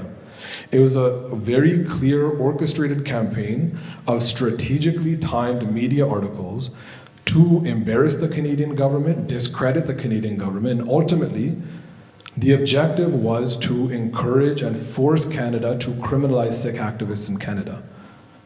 So ਜੋ ਕੁਛ ਉਹ ਟ੍ਰਿਪ ਦੇ ਆਲੇ ਦੁਆਲੇ ਮੀਡੀਆ ਦੇ ਵਿੱਚ ਕੀਤਾ ਗਿਆ, ਉਹਦੇ ਠੋਸ ਨਤੀਜੇ ਵੀ ਕੈਨੇਡਾ ਦੇ ਸਿੱਖਾਂ ਨੂੰ ਭੁਗਤਣੇ ਪਏ। ਆਪਣੇ ਕਿੰਨੇ ਨੌਜਵਾਨ ਹੈਗੇ ਜਿਹੜੇ ਹੁਣ ਉਦੋਂ ਬਾਅਦ 18 ਦੇ ਵਿੱਚ ਇੱਕ ਅਗਰੀਮੈਂਟ ਸਾਈਨ ਕੀਤੀ ਗਈ, ਜਿਹੜੀ ਆਪਣੇ ਸਿਕਿਉਰਿਟੀ ਅਗਰੀਮੈਂਟ, ਇਨਫੋਰਮੇਸ਼ਨ ਸ਼ੇਅਰਿੰਗ ਦਾ ਅਗਰੀਮੈਂਟ ਸਾਈਨ ਕੀਤਾ ਗਿਆ। ਉਦੋਂ ਬਾਅਦ ਆਪਣੇ ਨੌਜਵਾਨਾਂ ਨੂੰ ਜਹਾਜ਼ਾਂ 'ਤੇ ਚੜ੍ਹਨ ਦੀ ਇਜਾਜ਼ਤ ਵੀ ਬੰਦ ਹੋ ਗਈ ਸੀਗੀ, ਹੋਰ ਟਰੈਵਲ ਕਰਨ ਦੀ ਹੋਰ ਪਾਬੰਦੀਆਂ ਲੱਗ ਗਈਆਂ ਸੀਗੀਆਂ। ਕਈਆਂ ਨੂੰ ਭਾਈ ਹਰਦੀਪ ਸਿੰਘ ਹੋਰਾਂ ਦੀ ਗੱਲ ਕਰਦੇ ਆ ਵੀ ਜਿਹੜਾ ਉਹਨਾਂ ਦਾ ਪਰਸਨਲ ਤੌਰ 'ਤੇ ਕਿੰਨਾ ਉਹਨਾਂ ਨੂੰ ਕੈਨੇਡੀਅਨ ਏਜੰਸੀਆਂ ਵੱਲੋਂ ਜਿਹੜਾ ਤੰਗ ਪਰੇਸ਼ਾਨ ਕੀਤਾ ਗਿਆ, ਬੈਂਕਾਂ ਵੱਲੋਂ, ਬੈਂਕਾਂ ਦੇ ਵਿੱਚ ਉਹਨਾਂ ਨੇ ਖਾਤੇ ਬੰਦ ਕਰਤੇ, ਹਰਾਸ ਕਰਨਾ ਰੈਗੂਲਰ ਲਗਾਤਾਰਤਾ ਦੇ ਨਾਲ। This is an output and a result that can be directly linked to an Indian intelligence operation to target and pressure the Canadian government. So it's not something that happens kind of vaguely in the air. ਇਹਦੇ ਗੰਭੀਰ ਸਿੱਟੇ ਤੇ ਠੋਸ ਸਿੱਟੇ ਨਿਕਲਦੇ ਹੁੰਦੇ ਆ। And that objective, that target, that output is criminalization and violence against Sikhs. Balpreet Singh ਨੇ ਹੋਰਾਂ ਨੇ ਜਿਹੜੀ ਉਹ ਪ੍ਰਿੰਟ ਦੀ ਆਰਟੀਕਲ ਵੀ ਕੱਢੀ ਸੀਗੀ ਵੀ ਭਾਈ ਹਰਦੀਪ ਸਿੰਘ ਦਾ ਕਤਲ ਦਾ ਜਿਹੜਾ ਉਹਨਾਂ ਦਾ ਪਲਾਨ ਸੀਗਾ, 1 ਸਾਲ ਪਹਿਲਾਂ ਉਹਨਾਂ ਨੇ already they started putting all the pieces into play. And to demonize Bhai Hardeep Singh, similar to Avtar Singh Khanda in the UK, there is a long sustained campaign to amplify this narrative, create this myth of this violent, dangerous, criminal individual who needs to be targeted and repressed. So ਜਦੋਂ ਉਹਨਾਂ ਨੇ ਆਪਦੀ ਕਾਰਵਾਈ ਕਰਨੀ ਸੀ, everything in that mahal and the talking points were already disseminated beforehand. So I think especially in terms of the media disinformation and foreign interference in general, there is a very clear pattern and there are very concrete real world impacts on Sikh activists in Canada. I think even just continuing the conversation where you left it off, by Bhai Singh, if you can comment on this. ਜਿਹੜਾ ਉਹਨਾਂ ਨੇ ਕਦਮ ਉਹਨੇ ਇੱਥੇ Canadian soil 'ਤੇ ਚੁੱਕਿਆ, ਜਿਹੜੇ ਜਾਣੇ ਤਾਂ ਪੰਥਕ ਸਫ਼ਿਆਂ ਦੇ ਵਿੱਚ ਐਕਟਿਵ ਹੈਗੇ ਆ, ਉਹਨਾਂ ਦੇ ਮਨ ਦੇ ਵਿੱਚ ਤਾਂ ਕਦੀ ਇਹ ਡਾਊਟ ਨਹੀਂ ਸੀਗਾ ਵੀ Canada is a safe haven or of any kind for anybody, right. ਜਿਹੜੇ ਐਕਟਿਵਿਸਟ ਉਹਨਾਂ ਨੂੰ ਪਤਾ ਸੀ ਵੀ ਕਿਤੇ ਨਾ ਕਿਤੇ ਜੇ ਜੰਗ ਜਿਹੜੀ ਚੱਲਦੀ ਆ ਉਹ ਇੱਥੇ ਆਪਣੇ ਦਰਾਂ 'ਤੇ ਵੀ ਆਉਣੀ ਆ, ਅਤੇ ਉਹ ਹੁਣ ਆਈ ਆ। ਲੇਕਿਨ what do you think at this point emboldened India to do such a drastic action on Canadian soil? ਜੇ ਕਿਸੇ ਨੂੰ ਇੱਥੇ ਹੱਤਿਆ ਕਰਨੀ ਆ, assassinate ਕਰਨਾ, it's still a pretty big decision to take. Why do they think they felt so emboldened? Is it ਵੀ Canada ਨੇ ਕੋਈ ਪਤਾ ਸੀ ਉਹਨਾਂ ਨੂੰ ਵੀ ਉਹਨਾਂ ਨੇ ਕੁਛ ਕੀ ਕਰਨਾ ਨਹੀਂ ਹੈਗਾ, or did they feel that safety net that it's never going to bite back to them, or what was it? ਇਹ ਜੋ ਕਰ ਰਹੇ ਨੇ ਉਹ is in reaction to what they're seeing in the Sikh community. So for a number of years ਜਿਹੜਾ ਖਾਲਿਸਤਾਨ ਦਾ ਮਸਲਾ ਸੀ ਉਹ ਸਾਡੀ ਕਮਿਊਨਿਟੀ 'ਚ ਥੋੜ੍ਹਾ ਜਿਹਾ ਮੱਠਾ ਹੋ ਗਿਆ ਸੀ, ਠੰਡਾ ਹੋ ਗਿਆ ਸੀ। ਪਰ ਇਹ ਕੋਈ ਦੋ ਰਾਵਾਂ ਨਹੀਂ ਹੈਗੀਆਂ ਕਿ ਖਾਲਿਸਤਾਨ ਹਰੇਕ ਸਿੱਖ ਦੇ ਦਿਲ ਦੇ ਵਿੱਚ ਵੱਸਦਾ ਆ, ਭਾਵੇਂ ਅਸੀਂ ਗੱਲ ਕਰੀਏ ਭਾਵੇਂ ਨਾ ਕਰੀਏ। ਕੌਣ ਸਾਡੇ ਵਿੱਚੋਂ ਕਹਿ ਸਕਦਾ ਨਹੀਂ ਮੈਨੂੰ ਖਾਲਸਾ ਰਾਜ ਨਹੀਂ ਚਾਹੀਦਾ? ਅਸੀਂ ਸਾਰੇ ਚਾਹੁੰਦੇ ਹਾਂ। ਇਸ ਕਰਕੇ ਮੈਂ ਕਹਿੰਦਾ ਆਪਾਂ ਸਾਰੇ ਖਾਲਿਸਤਾਨੀ ਹਾਂ। ਸਾਡਾ ਆਈਡੀਆ ਵਾਟ ਖਾਲਿਸਤਾਨ ਹੋ ਸਕਦਾ ਉਹ ਡਿਫਰ ਕਰ ਸਕਦਾ ਹੈ, ਕਿਸੇ ਦਾ ਇੱਕ ਤਰ੍ਹਾਂ ਦਾ ਖਾਲਿਸਤਾਨ ਹੋ ਸਕਦਾ, ਕਿਸੇ ਦਾ ਦੂਸਰਾ, ਪਰ ਉਹ ਸਾਡਾ ਇੰਟਰਨਲ ਮਸਲਾ ਆ। ਬਟ ਫॉर द ਵਰਲਡ ਇਹ ਦੋ ਰਾਵਾਂ ਨਹੀਂ ਹੋਣੀਆਂ ਚਾਹੀਦੀਆਂ ਕਿ ਅਸੀਂ ਸਾਰੇ ਖਾਲਿਸਤਾਨੀ ਹਾਂ। ਅਤੇ ਜਦੋਂ ਉਹਨਾਂ ਨੇ ਦੇਖਿਆ ਕਿ ਸਿੱਧੂ ਮੂਸੇਵਾਲਾ ਵਰਗਾ ਇੱਕ ਆਮ ਨੌਜਵਾਨ ਖਾਲਿਸਤਾਨ ਦੀ ਗੱਲ ਕਰਨ ਲੱਗ ਪਿਆ, ਜਦੋਂ ਉਹਨਾਂ ਨੇ ਦੇਖਿਆ ਕਿ ਉਸ ਤੋਂ ਬਾਅਦ ਸਿਮਰਨਜੀਤ ਸਿੰਘ ਮਾਨ ਜੋ ਕਿ ਉਹਨਾਂ ਵਾਸਤੇ ਇੱਕ ਜੋਕ ਬਣ ਚੁੱਕਾ ਸੀ, ਉਹਨਾਂ ਦਾ ਜੋਕ ਸੀ ਕਿ ਦੇਖੋ ਜੀ ਇਹ ਰੈਫਰੈਂਡਮ ਹਰੇਕ ਵਾਰ ਇਹ ਖੜਾ ਹੁੰਦਾ, ਰੈਫਰੈਂਡਮ 'ਚ ਇਲੈਕਸ਼ਨਾਂ 'ਚ ਹੋ ਜਾਂਦੀਆਂ ਨੇ, ਇਹਨੂੰ ਕਿੰਨੀਆਂ ਕੁ ਵੋਟਾਂ ਪੈਂਦੀਆਂ ਨੇ, ਭਗਵੰਤ ਮਾਨ ਦੀ ਸੀਟ ਕੌਣ ਜਿੱਤਦਾ ਹੈ? ਸਿਮਰਨਜੀਤ ਸਿੰਘ ਮਾਨ ਜਿੱਤਦਾ ਹੈ। ਕਿਉਂ ਜਿੱਤਦਾ ਹੈ? ਇੱਕ ਸਿੰਬੋਲਿਕ ਵਿਕਟਰੀ ਸੀ। ਅਤੇ ਫਿਰ ਭਾਈ ਅਮਰਪਾਲ ਸਿੰਘ ਦਾ ਸਾਰਾ ਵਰਤਾਰਾ ਉਹ ਇੱਕ ਮੈਂ ਗੁਰੂ ਸਾਹਿਬ ਦੀ ਕਲਾ ਹੀ ਕਹਿ ਸਕਦਾ ਹਾਂ ਕਿ ਨੌਜਵਾਨ ਇੱਕ ਤਰ੍ਹਾਂ ਸਾਰਾ ਪੰਜਾਬ ਦਾ ਖੜਾ ਹੋ ਗਿਆ, ਇੱਕ ਏਡੀ ਵੱਡੀ ਲਹਿਰ ਦਿਨਾਂ ਦੇ ਵਿੱਚ ਹੀ ਚੱਲ ਪਈ, ਇੱਕ ਵਹੀਰ ਚੱਲ ਪਈ ਜਿਸ ਵਿੱਚ ਨੌਜਵਾਨ ਸਿੱਖੀ ਨਾਲ ਇਸ ਤਰ੍ਹਾਂ ਜੁੜੇ ਕਿ ਆਪਾਂ ਸਿੱਖ ਨਹੀਂ ਸੀ ਇਮੈਜਨ ਕਰ ਸਕਦੇ। ਇੰਡੀਅਨ ਸਰਕਾਰ ਤਾਂ ਚਲੋ ਗੱਲ ਹੀ ਛੱਡੋ।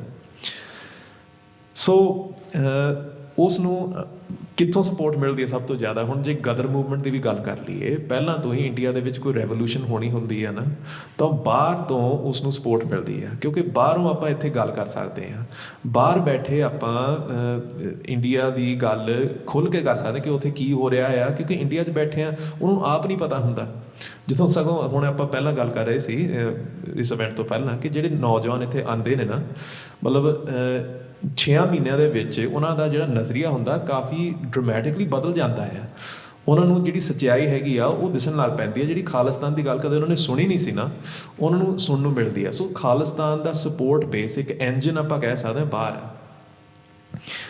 ਸੋ ਉਹਨਾਂ ਨੇ ਪਹਿਲਾਂ ਹੀ ਇਸ ਚੀਜ਼ ਨੂੰ ਇੱਕ ਸਟ੍ਰੈਟਜੀ ਦੇ ਅਨੁਸਾਰ, ਵਿਉਂਤ ਦੇ ਨਾਲ ਉਹਨਾਂ ਨੇ ਬਣਾਇਆ ਸੀ ਕਿ ਜਿਹੜੇ ਖਾਲਿਸਤਾਨ ਦੇ ਸਿੰਬੋਲਿਕ ਆਗੂ ਨੇ ਨਾ, ਉਹਨਾਂ ਨੂੰ ਟਾਰਗੇਟ ਕੀਤਾ ਜਾਏ ਅਤੇ ਇਸ ਤਰ੍ਹਾਂ ਸਿੱਖਾਂ ਨੂੰ ਡਰਾਇਆ ਜਾਏ, ਧਮਕਾਇਆ ਜਾਏ। ਸੋ ਇਹ ਐਵੇਂ ਤਾਂ ਨਹੀਂ ਹੋ ਗਿਆ ਕਿ ਭਾਈ ਪਰਮਜੀਤ ਸਿੰਘ ਪੰਜਵੜ ਪਾਕਿਸਤਾਨ ਦੇ ਵਿੱਚ ਟਾਰਗੇਟ ਕੀਤੇ ਜਾਂਦੇ ਨੇ। ਅਵਤਾਰ ਸਿੰਘ ਖੰਡਾ, ਇਹ ਹੈਰਾਨੀ ਦੀ ਗੱਲ ਸੀ ਕਿ ਇੰਡੀਅਨ ਸੋਸ਼ਲ ਮੀਡੀਆ ਅਕਾਊਂਟਸ ਅਤੇ ਇੰਡੀਅਨ ਜਿਹੜੇ ਡਿਸਇਨਫੋਰਮੇਸ਼ਨ ਅਕਾਊਂਟਸ ਨੇ, ਉਹਨਾਂ ਨੇ ਪਹਿਲਾਂ ਹੀ ਅਨਾਊਂਸ ਕਰਤਾ ਕਿ Avtar Singh Khanda is in hospital, he is been poisoned. ਉਹਨਾਂ ਦੇ ਪਰਿਵਾਰ ਨੂੰ, ਫੈਮਿਲੀ ਨੂੰ, ਫਰੈਂਡਸ ਨੂੰ, ਉਹ ਜਿਹੜੇ ਆਮ ਇਸ ਸਰਕਲ ਵਿੱਚ ਵਿਚਰਦੇ ਨੇ, ਸਾਨੂੰ ਆਪ ਬੜੀ ਹੈਰਾਨੀ ਹੋਈ ਕਿ ਇਹ ਸੱਚੀ ਇੱਦਾਂ ਹੋ ਗਿਆ। ਅਸੀਂ ਇਨਫੋਰਮੇਸ਼ਨ ਪਤਾ ਕਰਨ ਦੀ ਕੋਸ਼ਿਸ਼ ਕੀਤੀ, ਫਿਰ ਸਭ ਕੁਛ ਮਤਲਬ ਅਨਕਲੀਅਰ ਸੀ। ਅਤੇ ਵਾਕਈ ਇਸ ਤਰ੍ਹਾਂ ਹੋਇਆ, ਕਹਿੰਦੇ ਉਹਦੇ ਬਲੱਡ ਕਲੌਟਸ ਜਿਹੜੇ ਨੇ ਆਪਣੇ ਆਪ ਹੋ ਰਹੇ ਸੀਗੇ, ਸਮਝ ਨਹੀਂ ਸੀ ਲੱਗ ਰਿਹਾ ਕੀ ਹੋ ਗਿਆ। ਅਤੇ ਉਹ ਪੂਰੇ ਹੁੰਦੇ ਨੇ, ਅਤੇ ਫਿਰ ਇੰਡੀਆ ਜਿਹੜਾ ਆ ਉਹ ਵਿੰਕ ਕਹਿੰਦਾ ਨਹੀਂ ਬਹੁਤ ਮਾੜਾ ਹੋਇਆ, ਕੈਂਸਰ ਨਾਲ ਮਰਿਆ ਲੱਗਦਾ ਆ। ਅਤੇ ਮੇਰੇ ਕੋਲ ਉਹ ਟਵੀਟਸ ਵਾਲੇ ਸੇਵਡ ਨੇ। ਉਹਨਾਂ ਨੇ ਇਸ ਤਰ੍ਹਾਂ ਕਿਹਾ ਕਿ bad news for Khalistanis from Pakistan and the UK, maybe bad news from Canada is next. ਸਿੱਧਾ ਉਹਨਾਂ ਨੇ ਐਲਾਨ ਕੀਤਾ ਕਿ ਕੈਨੇਡਾ ਇਜ਼ ਨੈਕਸਟ। ਮੈਨੂੰ ਯਾਦ ਆ, ਅਸੀਂ 4-5 ਸਿੰਘ ਇਕੱਠੇ ਬੈਠੇ ਸੀ, ਅਸੀਂ ਗੱਲ ਕੀਤੀ ਕਿ ਭਾਈ ਹਰਦੀਪ ਸਿੰਘ ਦਾ ਨੰਬਰ ਉਹ ਗੱਲ ਕਰ ਰਹੇ ਨੇ, ਭਾਈ ਹਰਦੀਪ ਸਿੰਘ ਬਾਰੇ ਗੱਲ ਕਰ ਰਹੇ ਲੱਗਦੇ ਆ ਕਿ ਉਹਨਾਂ ਦਾ, ਕਿਉਂਕਿ ਪਹਿਲਾਂ ਖਾਲਿਸਤਾਨ ਕਮਾਂਡੋ ਫੋਰਸ ਦਾ ਜਿਹੜਾ ਲੀਡਰ ਕਹਿੰਦੇ ਨੇ ਉਹ ਟਾਰਗੇਟ ਕੀਤਾ ਗਿਆ। ਭਾਈ ਅਵਤਾਰ ਸਿੰਘ ਨੂੰ ਉਹ ਕਹਿ ਰਹੇ ਨੇ ਖਾਲਿਸਤਾਨ ਲਿਬਰੇਸ਼ਨ ਫੋਰਸ ਦਾ ਲੀਡਰ। ਸੋ ਕੌਣ ਲੈ ਗਿਆ? Khalistan tiger force. ਸੋ ਉਸੇ ਦਿਨ ਸਗੋਂ ਰਾਤ ਤੱਕ ਸਾਨੂੰ ਇਹ ਖਬਰ ਮਿਲ ਗਈ ਕਿ ਉਹਨਾਂ ਨੂੰ ਇਸ ਤਰ੍ਹਾਂ ਟਾਰਗੇਟ ਕੀਤਾ ਗਿਆ, ਉਹਨੂੰ ਸ਼ਹੀਦ ਕੀਤਾ ਗਿਆ। ਸੋ ਆਈਡੀਆ ਤਾਂ ਉਹਨਾਂ ਦਾ ਇਹੀ ਆ ਕਿ ਜੇ ਕੋਈ ਖਾਲਿਸਤਾਨ ਦੀ ਗੱਲ ਕਰੂਗਾ, ਉਸ ਨੂੰ ਡਰਾਇਆ ਜਾਏ, ਧਮਕਾਇਆ ਜਾਏ, ਇਹਨਾਂ ਦੇ ਇਵੈਂਟਸ ਜਿਹੜੇ ਨੇ ਉਹ ਵੀ ਫੇਲ ਕੀਤੇ ਜਾਣ। ਹੁਣ ਇਹ ਵੀ ਸਾਨੂੰ ਯਾਦ ਰੱਖਣਾ ਚਾਹੀਦਾ ਆ ਕਿ 2022 ਪਿਛਲੇ ਸਾਲ ਜੂਨ ਦੇ ਵਿੱਚ ਜਦੋਂ ਆਟੋਆ ਇੱਕ ਰੈਲੀ ਕੀਤੀ ਜਾਂਦੀ ਆ, ਤਾਂ ਉੱਥੇ ਵੀ ਇੱਕ ਬੜੀ ਹੈਰਾਨੀ ਵਾਲੀ ਗੱਲ ਹੋਈ ਕਿ CBSA, Canada border security agency ਨੂੰ ਇੱਕ ਬੜੇ ਡੀਟੇਲਡ ਮੈਸੇਜ ਭੇਜੇ ਗਏ ਕਿ ਫਲਾਣੇ ਸਿੱਖ ਉੱਥੇ ਆਟੋਆ ਦੇ ਵਿੱਚ ਪਾਰਲੀਮੈਂਟ ਹਿੱਲ 'ਤੇ ਬੌਂਬ ਪਲਾਟ ਕਰਨਗੇ। ਉਹਨਾਂ ਦੇ ਨਾਂ ਦਿੱਤੇ ਜਾਂਦੇ ਨੇ, ਫੋਟੋਆਂ ਦਿੱਤੀਆਂ ਜਾਂਦੀਆਂ ਨੇ, ਲਾਇਸੈਂਸ ਪਲੇਟ ਦਿੱਤੇ ਜਾਂਦੇ ਨੇ, ਅਤੇ ਉਹਨਾਂ ਨੂੰ ਅਰੈਸਟ ਕਰਕੇ, ਮਤਲਬ ਖਬਰ ਵੀ ਮੇਨ ਸਟ੍ਰੀਮ ਵਿੱਚ ਆ ਗਈ ਸੀ ਕਿ there is a shut down on Parliament Hill related to Sikh extremism. ਖਬਰ ਵੀ ਆ ਗਈ। ਪਰ ਚਲੋ ਉਹ ਸਿੰਘ ਨਾਲ ਮੈਂ ਗੱਲ ਕੀਤੀ ਸੀ ਜਿਹੜਾ ਅਰੈਸਟ ਹੋਇਆ, ਕਹਿੰਦਾ ਕਿ ਸ਼ੁਕਰ ਆ ਕਿ ਮੈਂ ਉੱਥੇ ਗੱਡੀ ਪਾਰਕ ਕੀਤੀ ਸੀ ਜਿੱਥੇ 3 ਸਿਕਿਉਰਿਟੀ ਕੈਮਰੇ ਲੱਗੇ ਹੋਏ ਸੀ, ਬੜਾ ਸਾਫ਼ ਦਿਸਦਾ ਸੀ ਕਿ ਮੈਂ ਕੁਛ ਨਹੀਂ ਕੀਤਾ। ਉਸ ਨੂੰ ਉਸੇ ਦਿਨ ਮਤਲਬ ਛੱਡ ਦਿੱਤਾ ਜਾਂਦਾ। ਬਟ ਇਵੈਂਟ ਤਾਂ ਡੈਮੇਜ ਹੋ ਗਿਆ ਨਾ, ਮਤਲਬ ਇਵੈਂਟ ਇੱਕ ਤਾਂ ਉੱਥੇ ਹੋ ਨਾ ਸਕਿਆ। ਅਤੇ ਇਸ ਸਾਲ ਵੀ ਸਾਨੂੰ ਪਤਾ ਕਿ ਇਹਨਾਂ ਚੀਜ਼ਾਂ ਦਾ ਕਈ ਵਾਰ ਅਸਰ ਹੁੰਦਾ ਆ, ਮਾਨਸਿਕ ਤੌਰ 'ਤੇ ਜਦੋਂ ਆਪਾਂ ਲੋਕਾਂ ਨਾਲ ਗੱਲ ਕਰਦੇ ਹਾਂ, ਉਹਨਾਂ ਦੇ ਮਨ 'ਤੇ ਅਸਰ ਪੈਂਦਾ ਆ।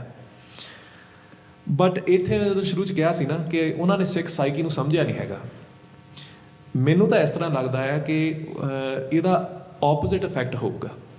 ਹੁਣ ਜਿਹੜੇ ਖਾਲਿਸਤਾਨ ਦੀ ਗੱਲ ਨਹੀਂ ਸੀ ਕਰਦੇ, ਖੁੱਲ੍ਹ ਕੇ ਇੰਨੀ ਗੱਲ ਨਹੀਂ ਸੀ, ਉਹਦੇ ਵਿੱਚ ਮੈਂ ਵੀ ਹਾਂ, ਮੈਂ ਵੀ ਕਾਹਤੇ ਸ਼ਰਮ ਖਾਵਾਂ, ਮੈਂ ਇੰਨੀ ਖਾਲਿਸਤਾਨ ਦੀ ਗੱਲ ਪਹਿਲਾਂ ਨਹੀਂ ਕੀਤੀ। ਪਰ ਜੇ ਤੁਸੀਂ ਕਹੋਗੇ ਤੁਸੀਂ ਖਾਲਿਸਤਾਨ ਦੀ ਗੱਲ ਨਹੀਂ ਕਰੋਗੇ, ਅਸੀਂ ਤੁਹਾਨੂੰ ਕਰ ਨਹੀਂ ਦੇਣੀ, ਤਾਂ ਫਿਰ ਸਿੱਖਾਂ 'ਚ ਅਣਖ ਇੱਕ ਹੈਗੀ ਹੈ। ਗੁਰੂ ਸਾਹਿਬ ਨੇ ਉਹ ਅਣਖ ਦਿੱਤੀ ਹੈ ਕਿ ਅਸੀਂ ਗੱਲ ਕਰਾਂਗੇ, ਜੋ ਮਰਜ਼ੀ ਤੁਸੀਂ ਕਰਨਾ ਤੁਸੀਂ ਕਰ ਲਓ, ਕਿ ਆਪਾਂ ਸਾਰੇ ਖਾਲਿਸਤਾਨੀ ਆ, ਜੋ ਮਰਜ਼ੀ ਤੁਸੀਂ ਕਰਨਾ ਤੁਸੀਂ ਕਰ ਲਓ। ਅਤੇ ਇਹ ਸਰਕਾਰਾਂ ਵਾਸਤੇ ਵੀ ਮੈਂ ਕਹਿਣਾ ਇੱਕ ਚੇਤਾਵਨੀ ਆ।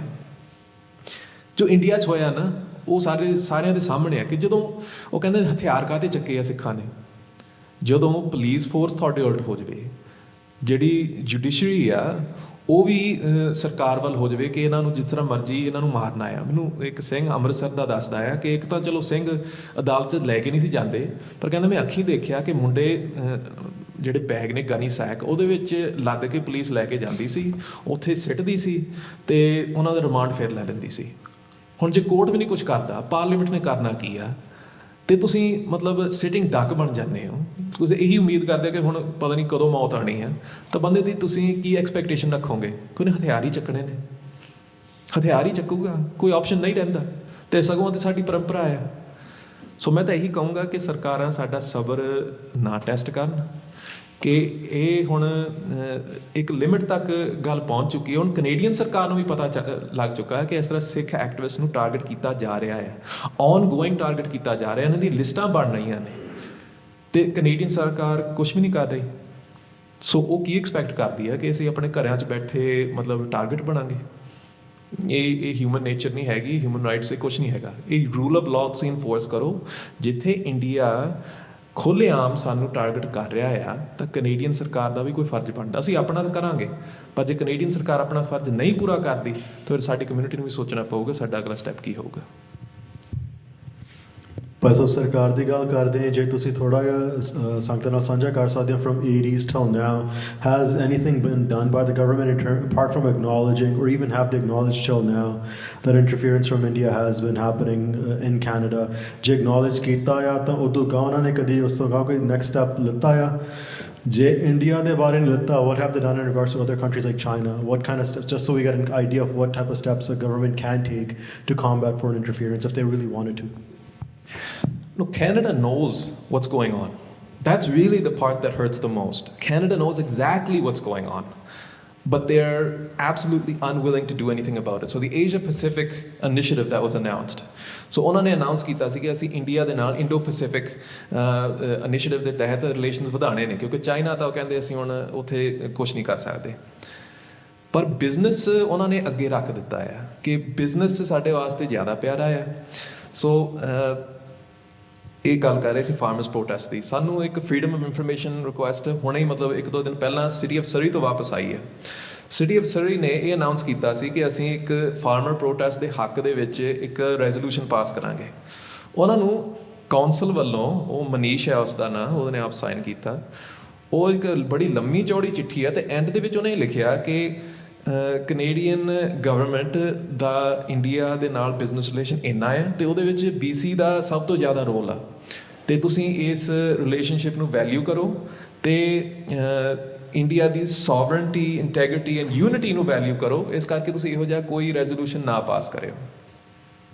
ਸੋ ਇਹ ਬਾਰ-ਬਾਰ ਇਹੀ ਮੈਸੇਜ ਦਿੰਦੇ ਹੁੰਦੇ ਨੇ ਕਿ ਸਾਡੀ ਐਕਨੋਮਿਕ ਟਾਈਜ਼ ਇਹਦੇ ਉੱਤੇ ਬੇਸਡ ਨੇ ਕਿ ਤੁਸੀਂ ਸਿੱਖਾਂ ਬਾਰੇ ਕੁਝ ਕਰੋਗੇ ਤਾਂ ਅਸੀਂ ਆਪਣੀ ਐਕਨੋਮਿਕ ਟਾਈਜ਼ ਜਿਹੜੀਆਂ ਨੇ ਉਹ ਵਧਾਵਾਂਗੇ। ਬਟ ਇਹੀ ਕਿਤਾਬ ਮੈਂ ਫਿਰ ਤੁਹਾਨੂੰ ਇੱਕ ਪੜ੍ਹ ਕੇ ਸੁਣਾ ਦਿੰਦਾ। Once again, ਇਹ 2010-11 ਦੀ ਹੈ। The question we must ask ourselves today is why Canada continues to protect India by not compelling it to say what it knew about the Air India disaster. Consider that François Levine, so François Levine ਜਿਹੜਾ ਸੀ ਪਹਿਲਾਂ RCMP officer ਸੀਗਾ, ਬਾਅਦ ਦੇ ਵਿੱਚ ਉਹ CSIS officer ਬਣ ਗਿਆ। ਤੇ ਉਹਨੇ ਸਾਰੀ ਜਿਹੜੀ ਇੰਡੀਅਨ ਨੈਟਵਰਕ ਸੀਗੀ ਉਸ ਨੂੰ ਮਤਲਬ ਇਨਵੈਸਟੀਗੇਟ ਕੀਤਾ, ਪਛਾਣਿਆ। ਤਾਂ ਉਹ ਕਹਿੰਦਾ consider that François Levine was prevented from testifying publicly before the Major Commission, Air India Commission, by government lawyers who claimed that the questionable activities of India's agents in Canada were not part of its mandate. So Canadian ਸਰਕਾਰ ਨੂੰ ਸਭ ਕੁਝ ਪਤਾ ਹੈ, ਪਰ ਉਹ ਇਸ ਚੀਜ਼ ਨੂੰ ਅੱਗੇ ਨਹੀਂ ਆਉਣ ਦੇਣਾ ਚਾਹੁੰਦੀ। ਤੇ ਕਿਉਂ? ਕਿਉਂਕਿ ਸਿਰਫ ਸਿੱਖ ਉਹ ਸਮਝਦੇ ਨੇ ਇਸ ਦੇ ਵਿਕਟਮ ਨੇ, ਤੇ ਸਿੱਖ ਮਤਲਬ ਕੀ ਕਰ ਲੈਣਗੇ। ਇਹ ਸਾਡੇ ਸਿੱਖ ਪੋਲੀਟੀਸ਼ੀਅਨਸ ਦਾ ਵੀ ਰੋਲ ਹੈਗਾ ਹੈ। ਸੋ 2015 ਦੇ ਵਿੱਚ ਅਸੀਂ ਜਦੋਂ ਉੱਥੇ 18-20 MP ਭੇਜੇ ਸੀ, ਸਾਨੂੰ ਬੜੀ ਉਮੀਦ ਸੀ ਕਿ ਇਹ ਸਿੱਖਾਂ ਦੀ ਗੱਲ ਕਰਨਗੇ। ਸਿੱਖ ਹੁਣ ਮਤਲਬ ਜਿਹੜੇ ਟੇਬਲਸ ਆਫ ਪਾਵਰ ਆ ਉੱਥੇ ਪਹੁੰਚ ਕੇ ਕੋਈ ਆਪਣੇ ਕਮਿਊਨਿਟੀ ਦੀ ਗੱਲ ਹੋਊਗੀ, ਇੰਡੀਅਨ ਇੰਟਰਫੀਅਰੈਂਸ ਨੂੰ ਠੱਲ ਪਊਗੀ। ਸੋ ਉਸ ਦਾ ਆਪੋਜ਼ਿਟ ਹੋ ਗਿਆ। ਸਾਡੇ MPs ਉੱਥੇ ਜਾ ਕੇ ਸਗੋਂ ਉਹਨਾਂ ਤੋਂ ਡਰ ਗਏ ਨੇ। ਉਹ ਹੁਣ ਆਪ ਨਹੀਂ ਗੱਲ ਕਰਨਾ ਚਾਹੁੰਦੇ। ਉਹ ਸਗੋਂ ਜਦੋਂ ਉਹਨਾਂ ਨੂੰ ਪ੍ਰਾਈਵੇਟਲੀ ਗੱਲ ਕਰੋ ਨਾ, ਉਹ ਮੰਨਦੇ ਨੇ ਕਿ ਇੰਟਰਫੀਅਰੈਂਸ ਬਹੁਤ ਜ਼ਿਆਦਾ ਹੈ, ਪਰ ਕਹਿੰਦੇ ਨੇ ਯਾਰ ਕਿਸੇ ਹੋਰ ਤੋਂ ਕਰਾ ਲਾ, ਕਿਸੇ ਗੋਰੇ ਤੋਂ ਕਰਾ ਲਾ, ਮੇਰੇ ਵਾਸਤੇ ਔਖਾ ਹੈ। ਹੁਣ ਉੱਥੇ ਗੈਰੀ ਆਨੰਦ ਸਾਗਰੀ, ਤਾਮਿਲ MP, ਬਹੁਤ ਸਾਲ ਉਹਨੇ ਉੱਥੇ ਕੰਮ ਕੀਤਾ। ਹੁਣ ਮਿਨਿਸਟਰ ਉਹਨੂੰ ਬਣਾਇਆ ਪਿਛਲੇ ਕੈਬਨਿਟ ਸ਼ੈਫਲ 'ਚ। ਉਹਨੇ ਤਾਮਿਲ ਜੈਨੋਸਾਈਡ ਦੀ ਗੱਲ ਕੀਤੀ ਹੈ, ਠੋਕ ਕੇ ਕੀਤੀ ਹੈ, ਉੱਥੇ ਰੈਕਗਨਾਈਜ਼ ਸਭ ਕੁਝ ਕਰਾਇਆ, ਤਾਮਿਲ ਕਮਿਊਨਿਟੀ ਨੂੰ ਫੰਡਿੰਗ ਦਵਾਈ ਆ, ਉੱਥੇ ਕਮਿਊਨਿਟੀ ਸੈਂਟਰ ਬਣਾਏ ਨੇ। ਕ੍ਰਿਸਟੀਆ ਫਰੀਲੈਂਡ ਪ੍ਰਾਊਡਲੀ ਯੂਕਰੇਨੀਅਨ, ਜਿੰਨੀ ਸਪੋਰਟ ਕੈਨੇਡਾ ਯੂਕਰੇਨ ਦੇ ਵਿੱਚ ਦੇ ਰਿਹਾ ਆ, ਸਾਡੀ ਮਤਲਬ ਹੱਦ ਤੋਂ ਵੱਧ ਆ, ਜਿੰਨੀ ਐਕਸਪੈਕਟ ਕੀਤੀ ਜਾ ਸਕਦੀ ਉਸ ਤੋਂ ਵੱਧ ਆ। ਤੇ ਕ੍ਰਿਸਟੀਆ ਫਰੀਲੈਂਡ ਪ੍ਰਾਊਡਲੀ ਯੂਕਰੇਨੀਅਨ, ਉਹਨੂੰ ਕੋਈ ਸ਼ਰਮ ਨਹੀਂ ਮਹਿਸੂਸ ਹੁੰਦੀ ਕਿ ਮੈਂ ਯੂਕਰੇਨੀਅਨ ਹਾਂ, ਮੈਂ ਹੈਲਪ ਕਰਨੀ ਆਪਣੀ ਕਮਿਊਨਿਟੀ ਦੀ। ਸਾਡੇ ਇਸ ਲੈਵਲ ਦੇ ਉੱਤੇ ਹੈ ਨਹੀਂ ਗੇ, ਸਗੋਂ ਮੈਨੂੰ ਕਈ ਵਾਰ ਮਹਿਸੂਸ ਹੁੰਦਾ ਸ਼ਰਮ ਹੀ ਖਾਂਦੇ ਨੇ ਕਿ ਅਸੀਂ ਸਿੱਖ ਕਿਉਂ ਆ। ਸੋ ਉਹਨਾਂ ਤੋਂ ਕੋਈ ਡਰ ਨਹੀਂ, ਤੇ ਸਗੋਂ ਆਪੋਜ਼ਿਟ ਇਫੈਕਟ ਪੈ ਗਿਆ ਆ। ਇੰਡੀਅਨ ਸਰਕਾਰ ਨੇ ਹੁਣ ਪਿਛਲੇ 6-7 ਸਾਲਾਂ ਤੋਂ ਆਪਣੇ ਗ੍ਰੈਸ ਰੂਟਸ ਨੂੰ ਹੋਰ ਸਟਰੈਂਥਨ ਕੀਤਾ ਹੈ, ਤੇ ਪਾਰਟੀਆਂ ਦੇ ਵਿੱਚ ਉਹਨਾਂ ਦਾ ਅਸਰ ਰਸੂਖ ਜਿਹੜਾ ਆ ਉਹ ਕਾਫੀ ਵੱਧ ਚੁੱਕਾ ਆ। ਸੋ ਕੰਜ਼ਰਵੇਟਿਵ ਪਾਰਟੀ ਦੀ ਗੱਲ ਮੈਂ ਕਰਦਾ, ਹੁਣ ਮੈਂ ਕਿਸੇ ਪਾਰਟੀ ਨਾਲ ਅਫੀਲੀਏਟਡ ਨਹੀਂ ਹੈਗਾ, ਮੈਂ ਲਿਬਰਲਸ ਨੂੰ ਚੰਗਾ ਨਹੀਂ ਕਹਿੰਦਾ, ਲਿਬਰਲਸ ਕੋਈ ਇੰਨੇ ਚੰਗੇ ਨਹੀਂ ਹੈਗੇ, ਉਹਨਾਂ ਦਾ ਰੈਕੋਰਡ ਬਹੁਤ ਮਾੜਾ ਆ। ਪਰ ਜਦੋਂ ਆਪਾਂ ਕੰਜ਼ਰਵੇਟਿਵ ਪਾਰਟੀ ਦੀ ਰੀਸੈਂਟ ਕਾਰਵਾਈ ਦੇਖਦੇ ਹਾਂ, ਮੰਦਰਾਂ ਦੇ ਵਿੱਚ ਜਿਹੜੇ RSS ਵੱਲੋਂ ਜਾਂ RSS ਅਫੀਲੀਏਟਡ ਜਿਹੜੇ ਸਵਾਮੀ ਨੇ, ਉਹਨਾਂ ਵੱਲੋਂ ਜਦੋਂ ਪ੍ਰੋਗਰਾਮ ਹੁੰਦੇ ਨੇ ਜਿਨ੍ਹਾਂ ਨੇ ਸਗੋਂ ਮੁਸਲਮਾਨਾਂ ਦਾ ਸਫਾਇਆ ਦੀ ਗੱਲ ਕੀਤੀ ਇੰਡੀਆ ਦੇ ਵਿੱਚ, ਉੱਥੇ ਜਾ ਕੇ ਉਹਨਾਂ ਨੂੰ ਸਰੋਪੇ ਦਿੱਤੇ ਜਾਂਦੇ ਨੇ, ਉਹ ਲਾਈਕ ਕਰ ਰਹੇ ਨੇ। ਇਹ ਮੰਦਰਾਂ 'ਚ ਜਾ ਕੇ ਇਹ ਗੱਲਾਂ ਹੋ ਰਹੀਆਂ ਨੇ। ਤੇ ਦੂਸਰਾ ਜਿਹੜਾ ਰਾਈਟ ਹੈਂਡ ਮੈਨ ਆ ਪੀਅਰ ਪੋਲੀਐਵਰ ਦਾ, ਉਹਦਾ ਪੁਰਾਣਾ ਫਰੈਂਡ ਆ, ਤੇ ਸਟੀਵਨ ਹਾਰਪਰ ਦਾ ਵੀ ਰਾਈਟ ਹੈਂਡ ਮੈਨ ਆ, ਉਹਦਾ ਨਾਂ ਸ਼ੁਭਲੋਈ ਮਜੂਮਦਾਰ। ਸ਼ੁਭਲੋਈ ਮਜੂਮਦਾਰ ਪਿਛਲੀ ਬਾਈ ਇਲੈਕਸ਼ਨ ਦੇ ਵਿੱਚ ਥੋੜ੍ਹੇ ਹਫ਼ਤੇ ਪਹਿਲਾਂ ਇਲੈਕਟ ਹੋਇਆ। ਉਹ ਕੌਣ ਆ? ਉਹ ਸ਼ਖਸ ਆ ਜਿਹਨੇ ਇਹ ਰਿਪੋਰਟ ਇੰਡੀਅਨ ਸਰਕਾਰ ਦੀ ਇਨਵੋਲਵਮੈਂਟ ਦੇ ਨਾਲ ਛਪਾਈ ਆ, ਮੈਕਡੋਨਲਡ ਲੋਇਰ ਇੰਸਟੀਚਿਊਟ ਤੋਂ, ਖਾਲਿਸਤਾਨ ਪ੍ਰੋਜੈਕਟ ਆਫ ਪਾਕਿਸਤਾਨ। ਇਹ ਟੈਰੀ ਮਲਾਉਸਕੀ ਨੇ ਆਥਰ ਕੀਤੀ, ਉਹਦੀ ਇੰਟਰੋਡਕਸ਼ਨ ਸ਼ੁਭਲੋਈ ਮਜੂਮਦਾਰ ਲਿਖਦਾ ਹੈ। ਉਹ ਇਹ ਕਹਿਣਾ ਚਾਹੁੰਦਾ ਕਿ ਜਿਹੜਾ ਇਹ ਸਾਰਾ ਖਾਲਿਸਤਾਨ ਦਾ ਚੱਲ ਰਿਹਾ ਆ, ਇਹ ਪਾਕਿਸਤਾਨ ਵੱਲੋਂ ਸਾਰਾ ਚਲਾਇਆ ਗਿਆ ਆ, ਤੇ ਇਹ ਬਿਲਕੁਲ ਇੱਕ ਇੰਡੀਅਨ ਨੈਰੇਟਿਵ ਹੈਗਾ ਆ। ਇੰਡੀਅਨ ਐਮਬਸੀਜ਼ ਅਕ੍ਰੋਸ ਦ ਵਰਲਡ, ਜਦੋਂ ਇਹ ਰਿਪੋਰਟ ਪਬਲਿਸ਼ ਹੋਈ ਹੈ, ਉਹਨੇ ਕੋਆਰਡੀਨੇਟਡ ਫੈਸ਼ਨ ਦੇ ਵਿੱਚ ਅਲੱਗ-ਅਲੱਗ ਭਾਸ਼ਾ ਦਾ ਵਿੱਚ, ਇਟਾਲੀਅਨ, ਸਪੈਨਿਸ਼, ਸਾਰੇ ਉਹਨਾਂ ਨੇ ਅਨਾਊਂਸ ਕੀਤਾ ਇਹ ਰਿਪੋਰਟ ਪਬਲਿਸ਼ ਹੋਈ ਹੈ, ਸਾਰੇ ਤੁਸੀਂ ਪੜ੍ਹੋ ਇਸ ਨੂੰ। ਹੁਣ ਸ਼ੁਭਲੋਈ ਮਜੂਮਦਾਰ ਉਹਦਾ ਰਾਈਟ ਹੈਂਡ ਮੈਨ ਹੈ। ਫੋਰਨ ਅਫੇਅਰਸ ਮਿਨਿਸਟਰ ਪ੍ਰੋਜੈਕਟ ਕੀਤਾ ਜਾਂਦਾ ਹੈ, ਫੋਰਨ ਅਫੇਅਰਸ ਮਿਨਿਸਟਰ ਬਣੂਗਾ। ਜਿਸ ਤਰ੍ਹਾਂ UK ਦੇ ਵਿੱਚ ਮੈਨੂੰ ਯਾਦ ਆ ਤਕਰੀਬਨ ਸਾਲ ਤੋਂ ਘੱਟ ਆ, ਆਲਮੋਸਟ ਸਾਲ ਹੋ ਗਿਆ, ਇੱਕ ਸਿੰਘ UK ਤੋਂ ਆਇਆ। ਉਹ ਕਹਿੰਦਾ ਭਾਜੀ ਤੁਹਾਡਾ ਇੱਥੇ ਕੈਨੇਡਾ 'ਚ ਹਿਸਾਬ ਕਿਤਾਬ ਬਹੁਤ ਢਿੱਲਾ ਆ ਕਿ ਤੁਸੀਂ ਸਾਡੇ ਤੋਂ ਤਕਰੀਬਨ 20 ਸਾਲ ਪਿੱਛੇ ਹੋ। UK ਜਿੱਥੇ ਸਿੱਖ ਪਹੁੰਚੇ ਨੇ, ਜਿੰਨਾ ਸਾਡਾ ਇਨਫਲੂਐਂਸ ਆ, ਤੁਸੀਂ 20 ਸਾਲ ਪਿੱਛੇ ਹੋ ਇੱਥੇ। ਮੈਂ ਕਿਹਾ ਅੱਛਾ ਜੀ। ਕਹਿੰਦਾ ਹਾਂ ਤੁਸੀਂ ਸਾਡੇ ਤੋਂ ਕੁਝ ਸਿੱਖ ਸਕਦੇ ਆ। ਮੈਂ ਉਸ ਟਾਈਮ 'ਤੇ ਮੈਂ ਕਿਹਾ ਚਲੋ ਗੱਲ ਠੀਕ ਹੋਊਗੀ, ਪਰ ਦੇਖੋ ਕਿੰਨਾ ਛੇਤੀ ਸਭ ਕੁਝ ਬਦਲ ਗਿਆ। ਉੱਥੇ ਰਿਸ਼ੀ ਸੁਨਾਕ ਉੱਥੇ ਪ੍ਰਾਈਮ ਮਿਨਿਸਟਰ ਬਣਿਆ, NIA ਨੇ ਉੱਥੇ ਆਪਣੀ ਪੱਕੀਆਂ ਟੀਮਾਂ ਬਿਠਾ ਦਿੱਤੀਆਂ ਨੇ, 95,000 ਪਾਉਂਡ ਦਾ ਉਹਨਾਂ ਨੂੰ ਗ੍ਰਾਂਟ ਦਿੱਤੀ ਹੈ ਕਿ ਖਾਲਿਸਤਾਨ ਐਕਸਟਰੀਮਿਜ਼ਮ ਨੂੰ ਇਨਵੈਸਟੀਗੇਟ ਕਰੋ। ਅਵਤਾਰ ਸਿੰਘ ਖੰਡਾ ਨੂੰ ਉਹਨਾਂ ਨੇ ਮਤਲਬ ਖੁੱਲ੍ਹੇਆਮ ਟਾਰਗੇਟ ਕੀਤਾ ਆ। ਸਭ ਕੁਝ ਰਾਤੋਂ ਰਾਤ ਉੱਥੇ ਬਦਲ ਗਿਆ, ਕਿਉਂਕਿ ਪਾਵਰ ਦੇ ਵਿੱਚ ਉਹ ਲੋਕੀ ਆ ਗਏ ਜਿਹੜੇ ਇੰਡੀਆ ਨਾਲ ਮਤਲਬ ਹੱਥ ਮਿਲਾਉਂਦੇ ਨੇ, ਉਹਨਾਂ ਨੂੰ ਕੋਈ ਪ੍ਰੋਬਲਮ ਨਹੀਂ ਹੈਗੀ ਸਿੱਖਾਂ ਨੂੰ ਟਾਰਗੇਟ ਕਰੋ। ਮੈਨੂੰ ਹੁਣ ਇਹ ਡਰ ਹੈਗਾ ਕਿ ਜਿਸ ਤਰ੍ਹਾਂ ਕੰਮ ਚੱਲਦਾ ਹੈ ਨਾ, ਸਿੱਖ MPਆਂ ਨੇ ਕੁਛ ਨਹੀਂ ਕੀਤਾ, ਸਾਡੇ ਵਾਸਤੇ ਕੋਈ ਗਰਾਊਂਡ ਨਹੀਂ ਬਣਾਈ ਕਿ ਆਪਣਾ ਖੁੱਲ੍ਹ ਕੇ ਆਪਾਂ ਗੱਲ ਕਰ ਸਕੀਏ, ਪਰ ਦੂਸਰੀ ਸਾਈਡ ਨੇ ਬਹੁਤ ਕੰਮ ਕੀਤਾ ਹੈ। ਤੇ ਹੁਣ ਅਗਲੀ ਇਲੈਕਸ਼ਨ ਦੇ ਵਿੱਚ ਜੇ ਉਹ ਲੋਕੀ ਇਲੈਕਟ ਹੁੰਦੇ ਨੇ ਨਾ, ਤਾਂ ਸਾਡੀ ਇੱਥੇ ਲਾਈਫ ਜਿਹੜੀ ਆ ਬਹੁਤ ਜ਼ਿਆਦਾ ਡਿਸਰਪਟ ਹੋਣੀ ਹੈ। ਜਿਹੜੇ ਆਪਾਂ ਇੱਥੇ ਖੁੱਲ੍ਹ ਕੇ ਖਾਲਿਸਤਾਨ ਦੀ ਗੱਲ ਕਰਨਾ ਚਾਹੁੰਦੇ ਆ ਨਾ, ਉਹਨਾਂ ਨੇ ਆਪਣਾ ਪੂਰਾ ਜ਼ੋਰ ਲਾਉਣਾ ਆ ਕਿ ਇਹਨਾਂ ਨੂੰ ਚੁੱਪ ਕਰਾਇਆ ਜਾਏ, ਯੂਜ਼ਿੰਗ ਹੁੱਕ ਔਰ ਕਰੁੱਕ ਜਿੱਦਾਂ ਕਹਿੰਦੇ ਆ। ਤੇ ਭਾਈ ਹਰਦੀਪ ਸਿੰਘ ਦੀ ਜਿਹੜੀ ਸ਼ਹੀਦੀ ਹੈ, ਉਹ ਉਸ ਦਾ ਇੱਕ ਆਪਾਂ ਕਹਿ ਸਕਦੇ ਹਾਂ ਇੱਕ ਸਿੰਬਲ ਆ, ਇੱਕ ਓਪਨਿੰਗ ਚੈਪਟਰ ਆ। ਇਹ ਹਾਲੇ ਚੈਪਟਰ ਬੰਦ ਨਹੀਂ ਹੋਇਆ। So I think ਜਿਹੜਾ ਸਵਾਲ ਵੀ ਹੈਗਾ, a lot of people are shocked and surprised by this idea with Canada's kind of lack of a response and inactivity on this. And I think it's very, very clear, it's documented that the Canadian government is aware that foreign interference is happening. ਜਿਹੜਾ ਜਸਕਰਨ ਸਿੰਘ ਹੋਰਾਂ ਨੇ example ਦਿੱਤੀ ਸੀਗੀ ਵੀ the Caribram Festival. Chrystia Freeland kind of wrote a response that is on the record saying that, yeah, foreign interference should not be tolerated. They acknowledge it. The Nizikop report about Trudeau's 2018 trip, it's a parliamentary committee's report saying that the Indian intelligence agencies orchestrated this entire campaign. There are countless, the National Security and Intelligence Advisor, Jody Thomas, acknowledges India is one of the top actors of foreign interference. Karwai, Sifar de Barabara.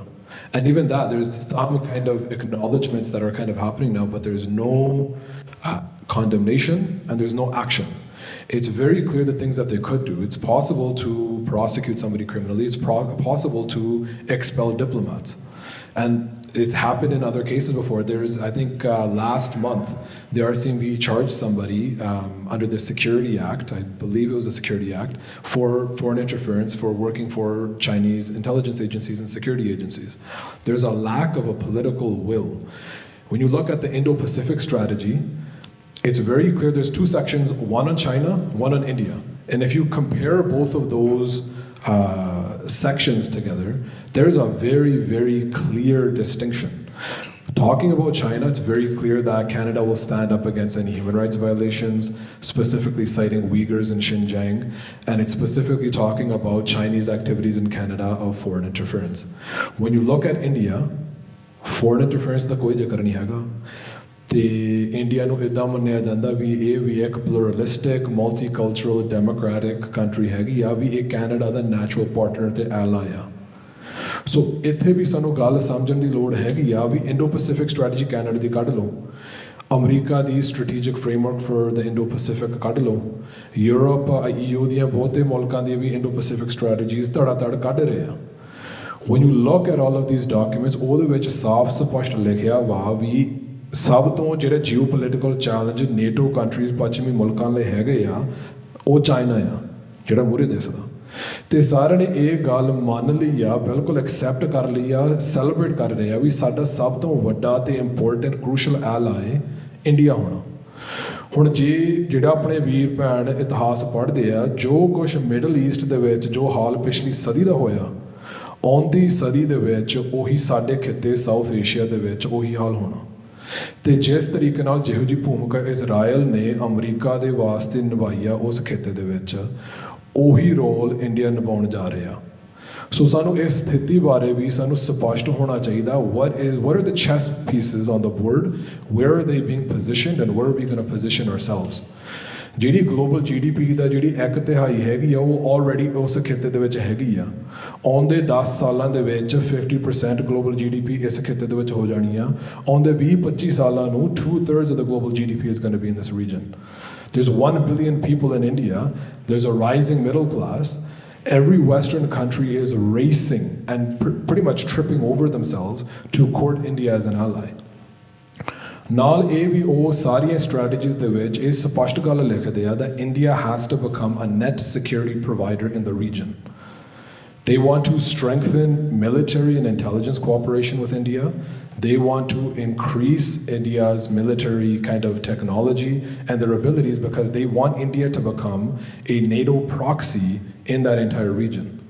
ਹੁਣ ਜੇ ਉਹ ਚਾਹੁੰਦੇ ਆ ਜਾਂ ਉਹਨਾਂ ਦਾ ਮੁੱਖ ਨਿਸ਼ਾਨਾ ਸਪਸ਼ਟ ਸ਼ਬਦਾਂ ਦੇ ਵਿੱਚ ਤੁਹਾਨੂੰ ਦੱਸ ਰਹੇ ਆ ਵੀ ਸਾਡਾ ਜਿਹੜਾ ਮਿੱਤਰ ਆ ਸਾਡਾ ਰਣਨੀਤਿਕ ਪੈਂਤੜਾ ਆ ਸਾਡਾ ਜਿਹੜਾ ਪ੍ਰਾਇਮਰੀ ਐਲਾਈ ਹੋਣਾ ਉਹ ਇੰਡੀਆ ਹੋਣਾ ਤੇ ਇੰਡੀਆ ਨੂੰ ਆਪਾਂ ਇਸ ਸਥਿਤੀ ਦੇ ਵਿੱਚ ਉਸ ਮੁਕਾਮ ਤੱਕ ਆਪਾਂ ਪਹੁੰਚਾਉਣਾ ਵੀ ਆਪਾਂ ਫੰਡਿੰਗ ਵੀ ਦੇਵਾਂਗੇ ਟ੍ਰੇਨਿੰਗ ਵੀ ਦੇਵਾਂਗੇ ਟੈਕਨੋਲੋਜੀ ਵੀ ਦੇਵਾਂਗੇ ਵੀ ਇਹ ਸਾਡੇ ਵਾਸਤੇ ਕੰਮ ਕਰ ਸਕੇ So if they need India to become a security provider in the entire region, then it's in Canada's own interest to make sure that India becomes a stable country.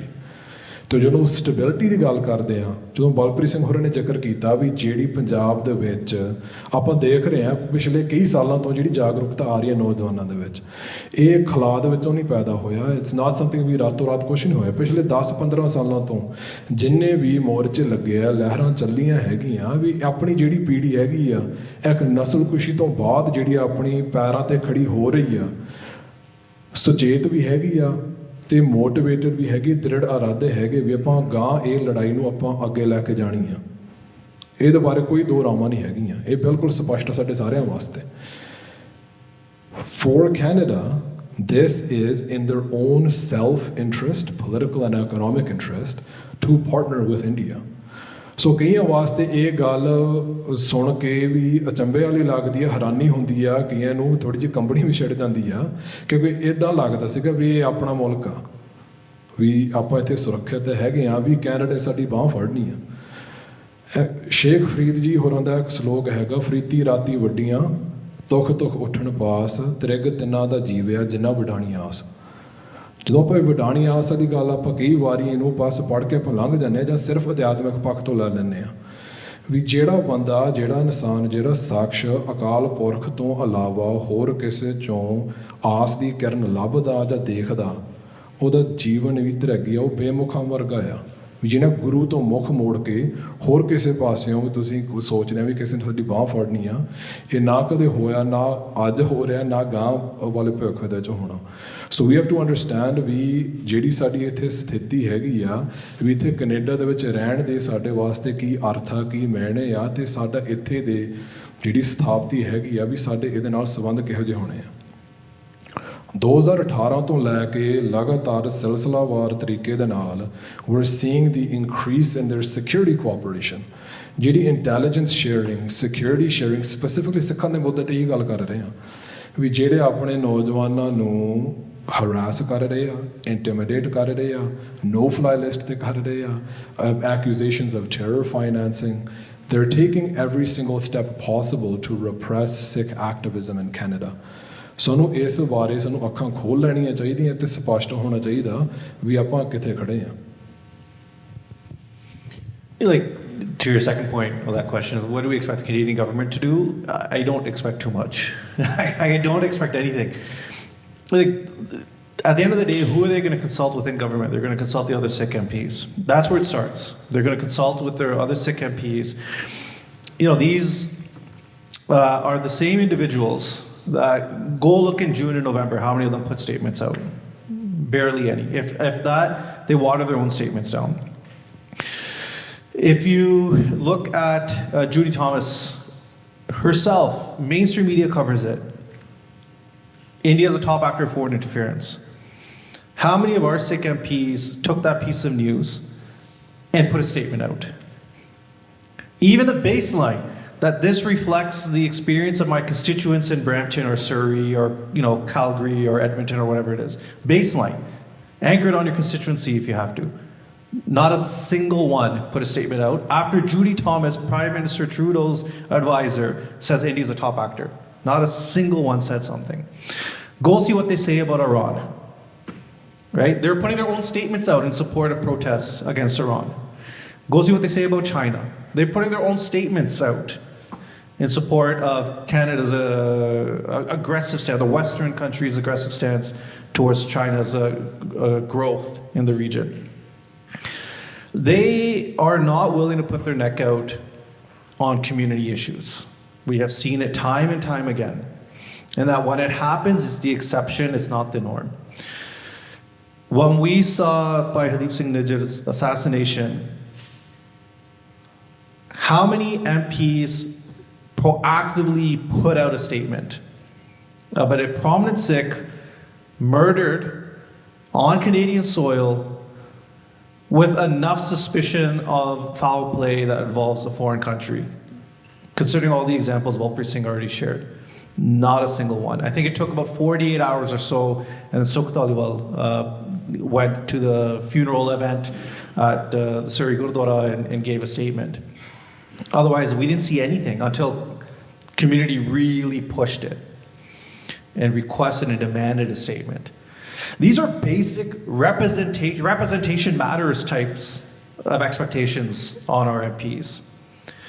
And people say to me, Jaskarn, why are you so hard on the Liberals? Right? Like, this is not a liberal thing. This is a government thing. If the Conservatives get in power, we'll have the same expectations. And if they fail, we'll have the same response. Like, it doesn't change. This is government. Balpreet Singh mentioned some of the things we've been noticing over the last couple of months with the Conservative parties that are raising a lot of eyebrows and are causing significant concern. Yes, I don't even see this changing with the government change. I necessarily don't think that we should be really optimistic about the tone changing from the Canadian government as it relates to India. I've had conversations with MPs. I've had conversations with folks that work within government, as recent as a couple of weeks ago. And the response is the same. Well, Jason, or Jaskaran, Jason's my nickname. I self-expose myself. But Jaskaran, what do you expect us to do? India is different than China. Or India is different than Sri Lanka. Right? Oh, Gary is able to pull it off. For Sri Lanka, what's different, because India is, important. Geopolitically, it's important. Economically, it's very important. You can't expect us to have the same response. And these are folks from our community defending this position in private conversation.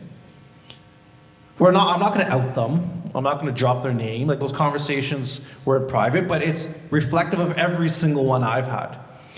And that's wearing my hat as an advocate, wearing a hat as a journalist. It doesn't matter what capacity I speak to these folks.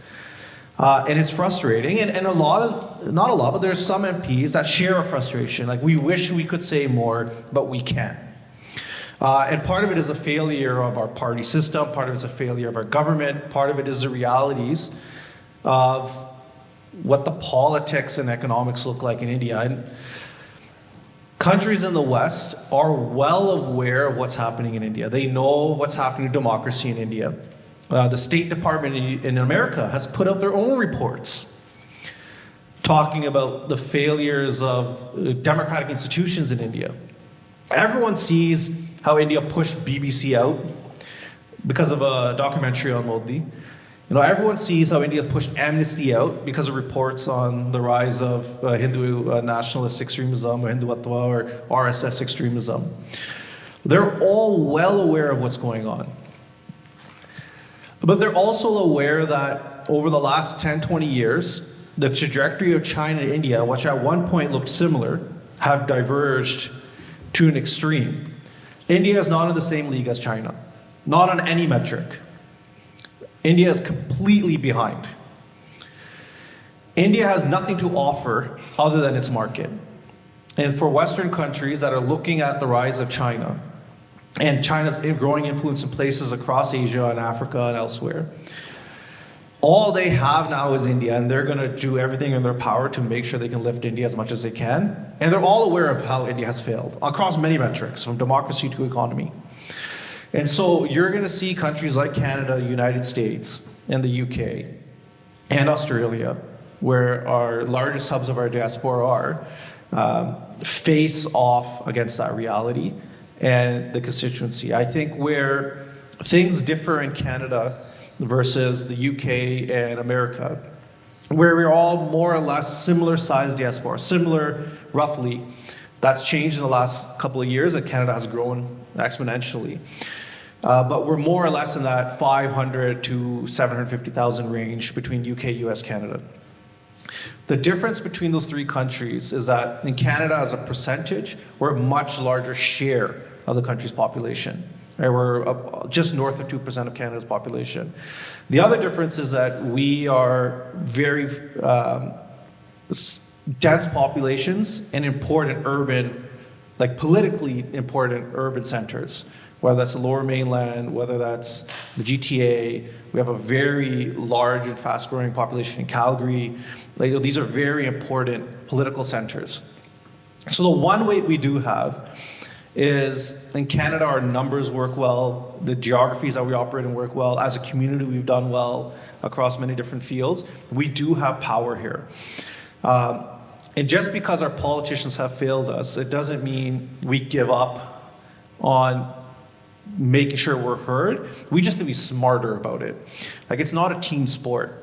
And this is a feeling I've had and I've grown out of. That politics is not, as a community, we can't see politics as a team sport. That we're red till we die, or we're blue till we die, or we're orange. We're not going to succeed as a community if we think that way. We have to understand our power. We have to understand our strength. We have to understand that Canada, for the Sikh diaspora, is a beacon on the hill. We have here, I would argue, the strongest diaspora community in the world for the Sikhs. We have a lot of influence we can use, and we do use, but we just have to be smarter about it. And so if we have an expectation for government to act a certain way, it's only going to happen if we start demanding it, and we start making it painful if it's not, if we're ignored. The public safety report is just a great example of how a community we did that.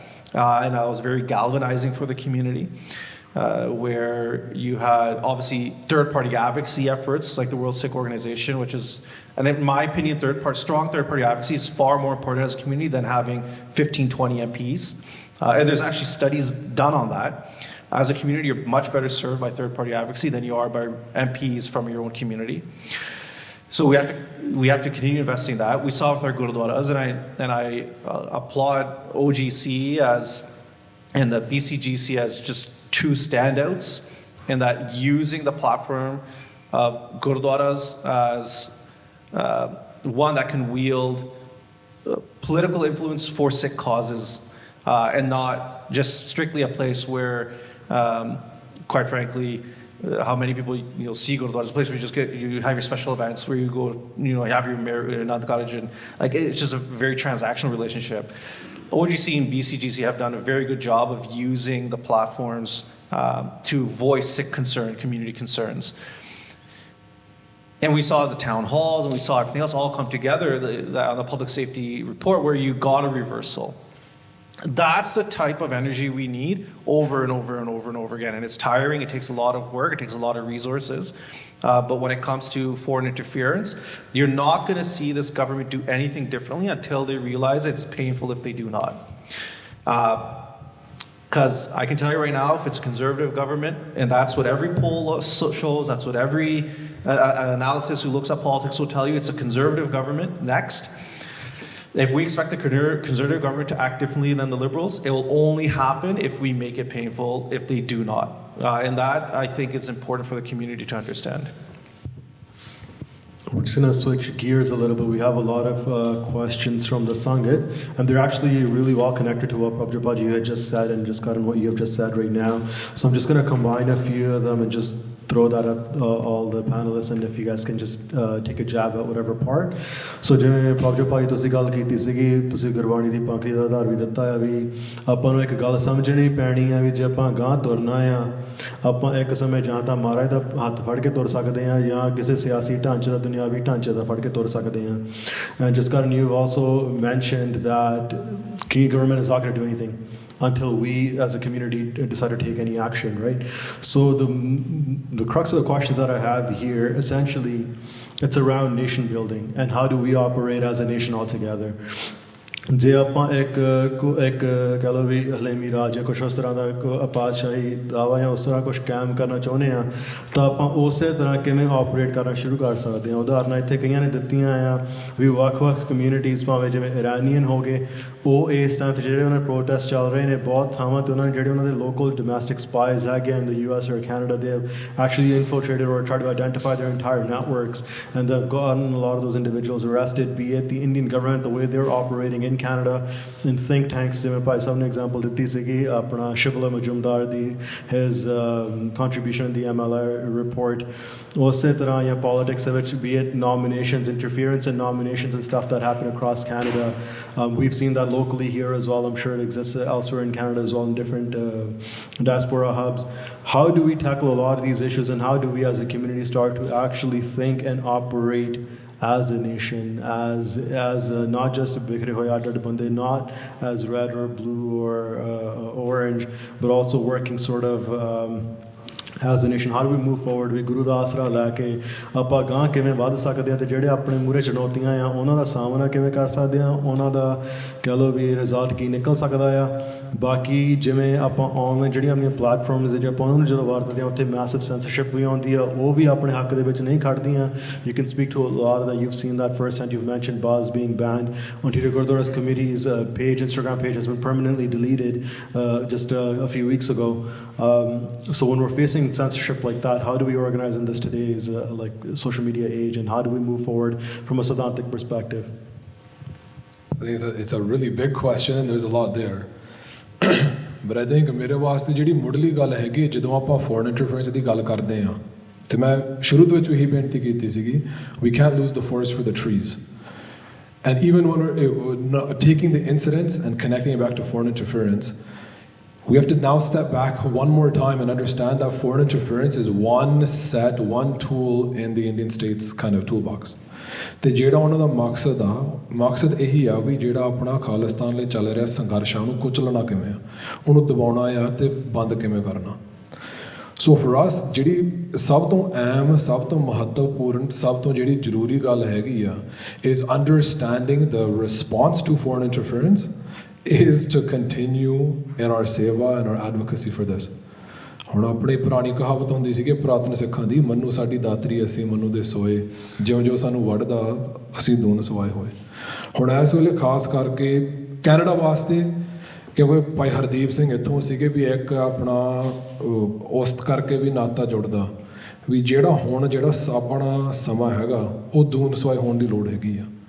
ਇਸ understanding ਜਿਹੜੇ ਰਾਹ 'ਤੇ ਆਪਣੇ ਸ਼ਹੀਦਾਂ ਨੇ ਤੁਰਿਆ ਅਤੇ ਉਹਨਾਂ ਨੇ ਤੁਰ ਕੇ ਸਾਨੂੰ ਵਿਖਾਇਆ ਵੀ ਜ਼ਿੰਦਗੀ ਕਿਸ ਤਰ੍ਹਾਂ ਜਿਉਂ ਜਾਂਦੀ ਆ, ਸੇਵਾ ਕਿਸ ਤਰ੍ਹਾਂ ਜਿਉਂ ਜਾਂਦਾ, ਵੀ ਸਿੱਖ ਹੋਣ ਦੇ ਅਰਥ ਆਪਾਂ ਕਈ ਵਾਰੀ ਕਹਿ ਦਿੰਦੇ ਹਾਂ ਵੀ 21ਵੀਂ ਸਦੀ ਦੇ ਵਿੱਚ ਆਪਾਂ ਸਿੱਖ ਹਾਂ ਜਾਂ ਕੈਨੇਡਾ 'ਚ ਰਹਿੰਦੇ ਸਿੱਖ ਹਾਂ, ਤਾਂ ਭਾਈ ਹਰਦੀਪ ਸਿੰਘ ਨੇ ਸਾਡੇ ਵਾਸਤੇ ਇੱਕ ਚਾਨਣ ਮਨਾਰਾ ਵਾਂਗ ਸਾਨੂੰ ਦਰਸਾਉਂਦੇ ਆ ਵੀ ਸਿੱਖ ਹੋਣ ਦੇ ਅਰਥ ਕੀ ਹੈਗੇ ਆ ਇਸ ਜ਼ਮਾਨੇ ਦੇ ਵਿੱਚ, ਇਸ ਬੇਗਾਨੀ ਧਰਤੀ ਦੇ ਉੱਤੇ।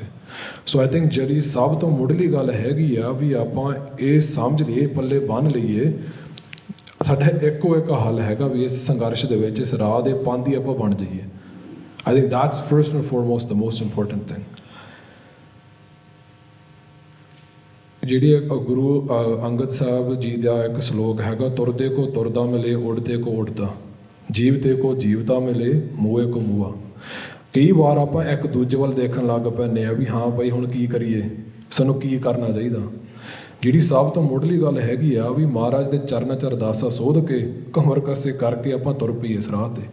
ਤਾਂ ਜਦੋਂ ਆਪਾਂ ਇਸ ਰਾਹ 'ਤੇ ਤੁਰਾਂਗੇ, ਮਹਾਰਾਜ ਨੇ ਆਪ ਸਹਾਈ ਹੋ ਕੇ, ਆਪ ਕਿਰਪਾ ਕਰਕੇ ਆਪਣੇ ਇਸ ਰਾਹ ਦੇ ਵਿੱਚ ਸਾਨੂੰ ਇੱਕ ਦੂਜੇ ਨਾਲ ਮਿਲਾ ਦੇਣਾ। ਕਾਫਲੇ ਇਸ ਤਰ੍ਹਾਂ ਤੁਰਦੇ ਆ, ਕਾਫਲਾ ਕਦੇ ਇਸ ਤਰ੍ਹਾਂ ਕਦੇ ਨਹੀਂ ਸਿਰਜਿਆ ਗਿਆ ਵੀ ਆਪਾਂ ਇੱਕ ਦੂਜੇ ਵੱਲ ਝਾਕੀਏ ਵੀ ਹਾਂ ਕੀ ਕਰੀਏ, ਆਪਾਂ ਤੁਰੀਏ, ਕੀ ਇਰਾਦਾ ਆ।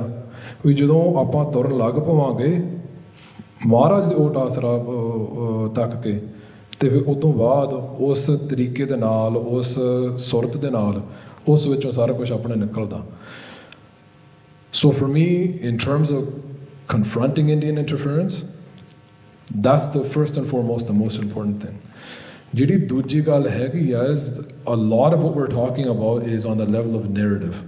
When they're trying to demonize us, say that we're extremists, we're violent, we're X, Y, Z.